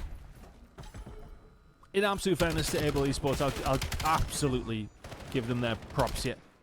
When the scoreline is that bad, it could have been quite easy to just let this one peter out, and they absolutely have not. Rixel now on his way over towards P3. He will eventually be shut down, but a Hellstorm to his name, and I imagine that might get called in for this hill. Blade looking for the child, but Dom just too wise to it. It's funny though, because the slaying is definitely slowed down. Scythe now going to call in his Hellstorm, and I imagine it probably is going to get countered by Rixel. Blade will find 2. And this is potential for a hold now for Able Esports. This will be some comeback if they manage it. Sow the seed, Brycey, but I'm not sure how confident I am it's going to do. At the moment, they are punching straight back into this one here, and the question for me is Able Esports going to get out of that 100-point club? Because Rock Esports are not looking in danger of losing this map, to be honest with you. It is quite a significant distance here. As they go for the big 4 stack, trying to get through. Rixel still finds 1. If he found a second, that would have been ridiculous with that many players stacking against him. But Clutch will find 2 of his own. Bit of scrap time here for Able, but they don't have the rotation either. Rocker on their way. Kicks will not find a great deal. They definitely slowed down Rock 100%. But I think that's a testament to how quick they came out the gates, considering they've slowed down and it is still a 140-point lead. But that's going to start getting closed up as Able. Finding a little bit more. Dom will find one at the Scythe, though. That's going to have to try and slow them down through window. It's going to be tough. Blade will find one at the Dom, though. Trade's coming across the board, though. Rock just brute forcing their way through eventually. Clutch will fall. Scythe is there to find a trade, but there's going to be 3 members of Rock left, and they can just about win it here. Kicks. Managing to push forward there and stay alive. It's still a good fight back from Able, considering how far down they were. I actually saw a screenshot. It was 128 to 1 done. So, technically, they've managed to make it a little bit less of a gap. Well, as I say, at least it won't be a 100-point club. But Rock Esports, these last couple of maps, well, even these last 3, have accelerated at warp speed and not really looked back. The S&D, okay, 2-0 down, then you win 6 rounds in a row. The Overload, just very, very convincing. Oh, and then this kind of thing starts to happen. That should be game. Rock Esports, we'll see you next week. Yeah. And that will be the end in what was just a stretching for Rock Esports. They shot bodies from the very first game. I think Dom was saying congratulations. You know, I didn't mean to shoot your bodies. I just had a wonderful time playing Call of Duty, and I accidentally shot a few more extra times, but truthfully, it's all hugs and good times for us here. They're still yapping. They are still talking. Oh, sounds like these. I kind of wish I had a separate audio channel to just hear that part of the game. Just put it out live. Just put it out live. No, I'm down. Do not put it live. Production, if you want to put it out live, I'm down. Just blame me. Go on. Yeah, okay, no, that's fair. Ton takes full responsibility. Absolutely okay with that one. But yeah, what a dominant performance from Rock Esports. Really just showing why they are the favourites into this stage. And we will find out if anybody can stop them rolling like they are. Yeah, really impressive performance once again. Just did everything they needed to do. Are they still talking? Or is this a screenshot? It's a screenshot. It's a screenshot. They're sitting there this long after the game that it would be insane. But no, this is a screenshot of the scores as they go through. Well, that would have been funny either way. Rexel with a really big game. 15 objective kills, 2 minutes and 14 seconds inside the hill, and 24 kills to his name. Is quite the stat line. Incredible, though, from Dom and Dom X, the way that they started things. Kicks, I probably had his feet up, to be honest with you. From Rixel, everything just looked crispy and very, very clean. Inside of Rock Esports, who were leading 93-0 at one stage. And that 100% deficit never really disappeared. Honestly, Able kind of kept it close after that, but if you're 93-0 down after 2 hills, there's quite often only one way that a map is going, and that's going to be a loss, and that's exactly what happened. Rock Esports take it by, well, around 140 points in the end. A very convincing performance across the last 3 maps. Map number 1 was impressive. 2, 3, and 4, one-sided, to say the least. Yeah, 100%. I mean, Able Esports just able to do wondrous work on that Scar hardpoint, but Raid Search and Destroy was all about rock. Then Overload was a show. And then Hardpoint, no, that was the final nail. There was just a reason why Rock Esports won the major and why they are now trying to grab the gold that was eluding them last time around. Oh yeah, they will 100% want to change that. That position in the previous tournament, of course, in stage 1, wasn't obviously fantastic. They would have expected to do a little bit better than that based on how they did perform across the entire season. But I think, you know, we both said after their first stage, it wasn't a bad performance whatsoever, and third was a relatively decent result. But now for a team that went over to Dallas and won, they'll be wanting to answer back and get this title themselves. They know they're good on LAN. They want to prove that they're good online as well. Certainly do. Well, highlight in plays, highlight in players. And I am looking to find out just how much further these players will go. I mean, if you keep winning everything, then there is a calling to the league for you at some point. But we'll take a look at the bracket to remind everybody of where we have got to so far. Winners final. Rock Esports already stamped their way into a top 3 position in the elite. It has been, I mean, they keep dropping a map, but it is still a very dominant run for them. Who joins them though? Project 7 or For Fun EU. Last time I checked, that was all tied up, but how is it now? You might be having a little look shortly. Production telling us still tied up 1-1. They are in the overload though, so we will find out where it goes. It looks like it might be Project 7 will be winning that 2-1, but it sounds like they're winning the overload. We're getting information live streamed to us, but hey, Project 7, that's kind of what we expected to them to go up in the lead here. For Fun EU, very, very good team, but still, can they make a comeback? Yeah, look, P7 have been fantastic, as mentioned. They really didn't drop much over the groups. We'll see how things are going to go, though. We've got one more game to get through. We certainly do. Before we get to that game, though, we're going to go to a quick break to get the players in the lobby. Don't go anywhere. We'll see you right after this.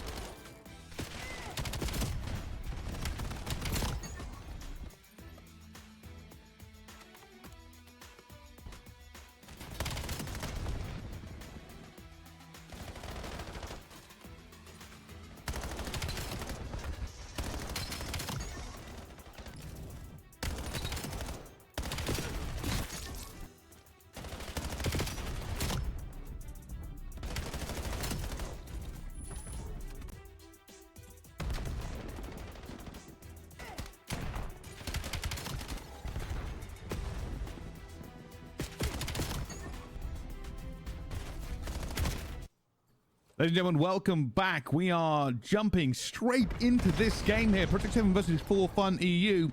We'll throw down on the hard point. It's currently 2-1 to Project 7. Yep, finding themselves the victory in map number 1 and 3. The S&D, I believe, went one's way. But we're into this one after what was, well, very one-sided towards the latter stages of things, of course. At the Rock and Naval game. And Project 7 are looking to close this one out. I would expect the hard points to kind of go their way. I think they just have a little bit more firepower. But when it comes down to Scar, these rotations are incredibly important. And over towards P2 in just a second is going to be 4Fun. Look at the first ones there with 10 seconds to go over towards P1. One of the things I've really been noticing about this map as well is that P1 almost feels like more of a money hill than P2 does ton. Like, every time I watch it now, teams are getting like a good amount of time on P1, and then when it comes to P2, it's just chaos continuously. It can be, can't it? Let's see how things continue. So far now, potentially going to get some time on the board. I say that's a big wipe. This is about Aspect Mythics all combining well, and yeah, Sykes is the only one who can answer. It should be dead to rights and is. 4-man wipe. And this can be dangerous if Aspect can find this time. Needs to dip and dive and just try to survive. Can't for very much longer. Mighty will take down Aspect. And all of a sudden, is there potentially something on the cards? It is. Mighty shooting extremely straight, and they'll find a break back. Nicely done there from 4Fun. It was looking scary for a second. So far, so good. You can see the team's looking for it as well here. I mean, Aspect is a way out onto this fight.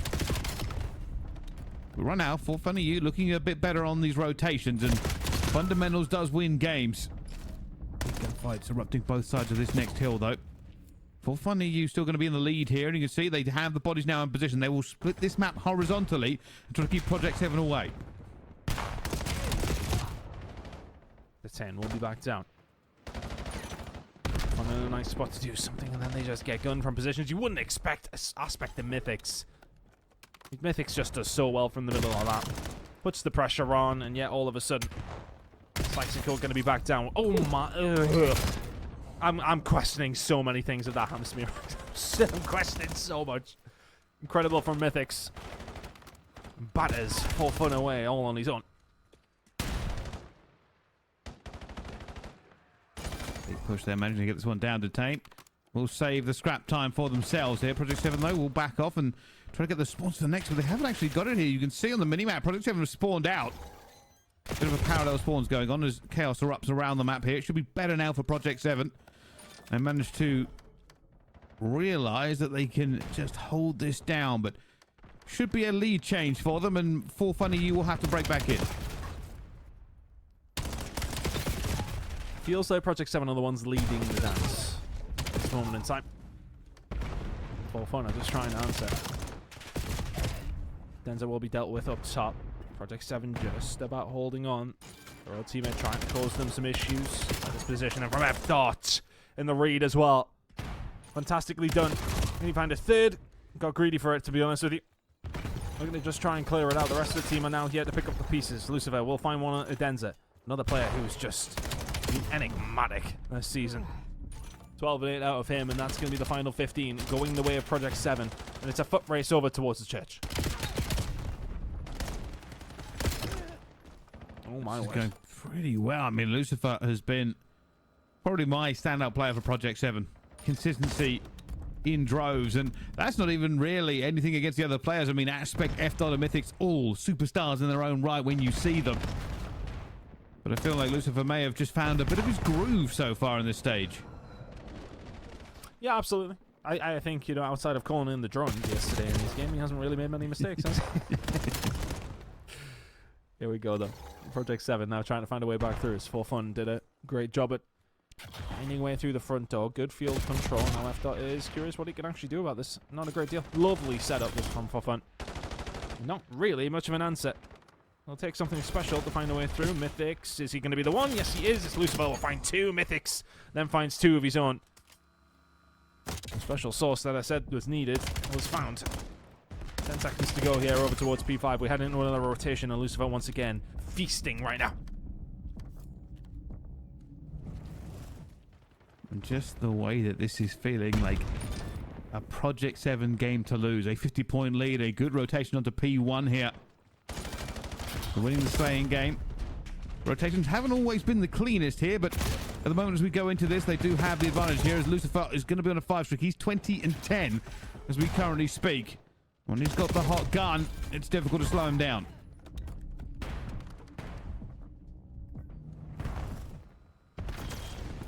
After just soaking up this time.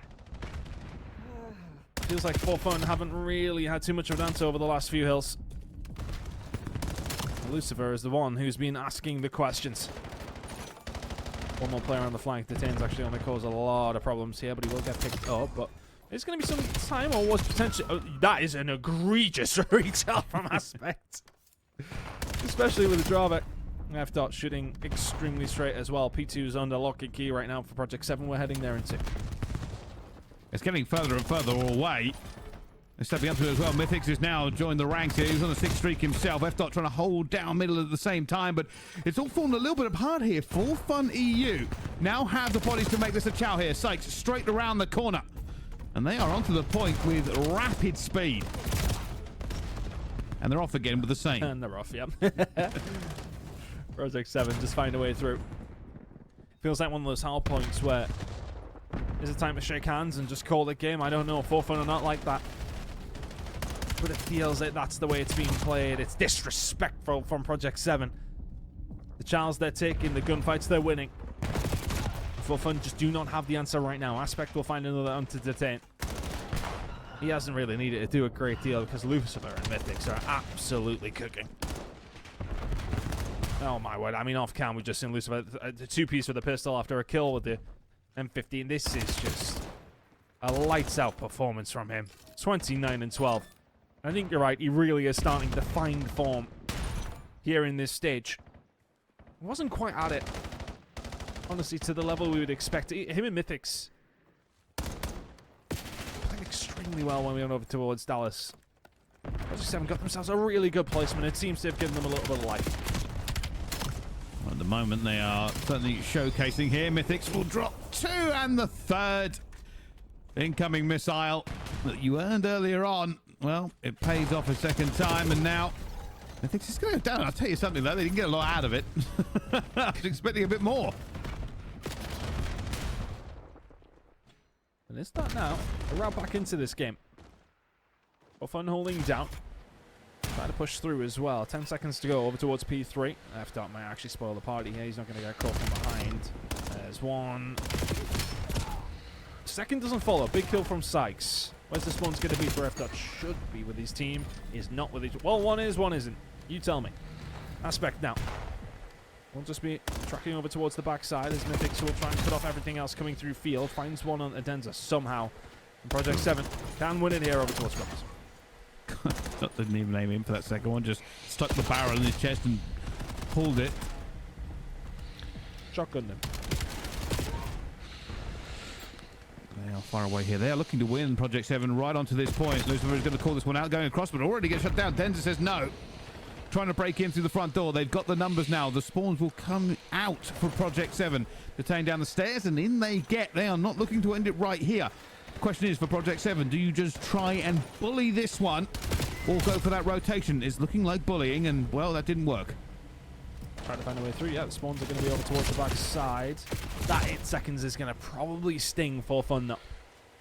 Could have kept the rest of that time. I suppose it's the stick or twist. Now you need perfection over towards P5, which is easier said than done. They'll get a good 10-15 before Project 7 are probably going to be here. But it's one more decent break. It isn't even a decent break. It's a half-hearted one, and that's needed from Project 7. They need 4 seconds to close out this game.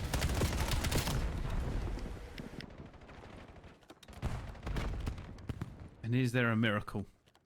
4Fun EU, do they have some sort of divine right to get back into this one? At the moment, they are holding. But F-Dot who jumps in with Lucifer and just chows all around here, but they're able to reinforce a bit faster. They keep piling bodies into this one, 4Fun, and it's working so far.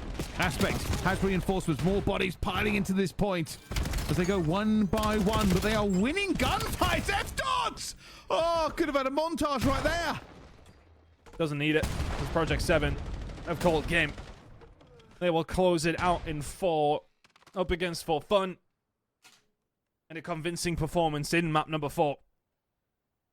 Incredible work from Mythics and Lucifer. They go nuclear. And there's just nothing that For Fun could answer with. When those boys are shooting like that, incredible performance from them. We'll see them next week in the winners final. We certainly will. Yeah, you are right. It just took off. Lucifer and Mythics said, all right, bet, watch every one of these crispy shots. Just reduce For Fun EU to a side character in their own game. And you're right. Well, it's the final. We were kind of expecting the 2 flawless teams in the groups. Well, they've got into the winners final. No upsets here. It's just that. Yeah, no, as expected. Look, I think that there is, as we're kind of seeing, a bit of a gap from the top 2 teams at this moment in time. Honestly, you would have put Oglis into that bracket of the top 3 teams, but they have yet really to prove that they are back there this season. But Project 7, Rock Esports, a rivalry that really has kind of struck up, hasn't it? These teams have been giving each other plenty of stick. Give each other plenty of stick on land when they went up against each other as well. Rock are the ones laughing at this moment in time, though, but will Project 7 have an opportunity to maybe, well, right some of the wrongs? I don't think they'll feel as if they right it properly unless they get to land and get them beat. I'm sure they'll have an opportunity to potentially do that in Birmingham. But they may get it done here in Elite Stage 2. Incredible performance, though, from Project 7, and as mentioned, Lucifer, Mythics. Combined 70 or so kills between them. And what was a game that still realistically could have went on for another minute and a half had For Fun. Managed to bring that one back. An extremely impressive performance from Project 7. And F-Dot with a 3-piece to seal the deal. And that is how the bracket is going to play out after 1 day of playoffs. A lot of games went down tonight. And we got plenty more to go before we do crown our champion here in Elite Stage 2. Oh, we certainly do. I mean, every single one of the games still remaining very, very fun to kind of watch here. August versus For Fun EU is going to be ridiculous. Both these teams look good at the moment. For Fun EU definitely showing that I think they're going to go the distance. Margin versus Able will be an interesting one as well. And, of course, our winners final. But, well, we'll see how everybody goes here as we have started to say goodbye to some of our teams, Ton. We have, and some of the teams that have dropped out, Treaty 1 Gaming, Decimate, I think they'll both be a little bit disappointed. And again, look, some of the teams they went up against, they'll sort of say, okay, well, a tough bracket. But realistically speaking, you're only as good as who you can beat, and that will be the pro points, and then the prizing they will take away.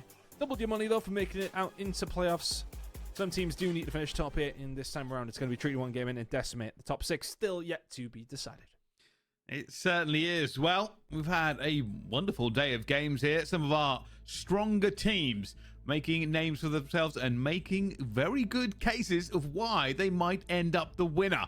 But if we are taught one thing, is that it does not end on paper and it does not end this week. Next week's of games will really tell us who the champion is going to be here in EMEA. But that's not all. North America has its Call of Duty action coming up right after the break. They'll be doing the same thing. 3 sets of games in the bracket. Start eliminating teams, start putting teams into the winners final. So all that and more coming up after this. But until next week, we'll see you then.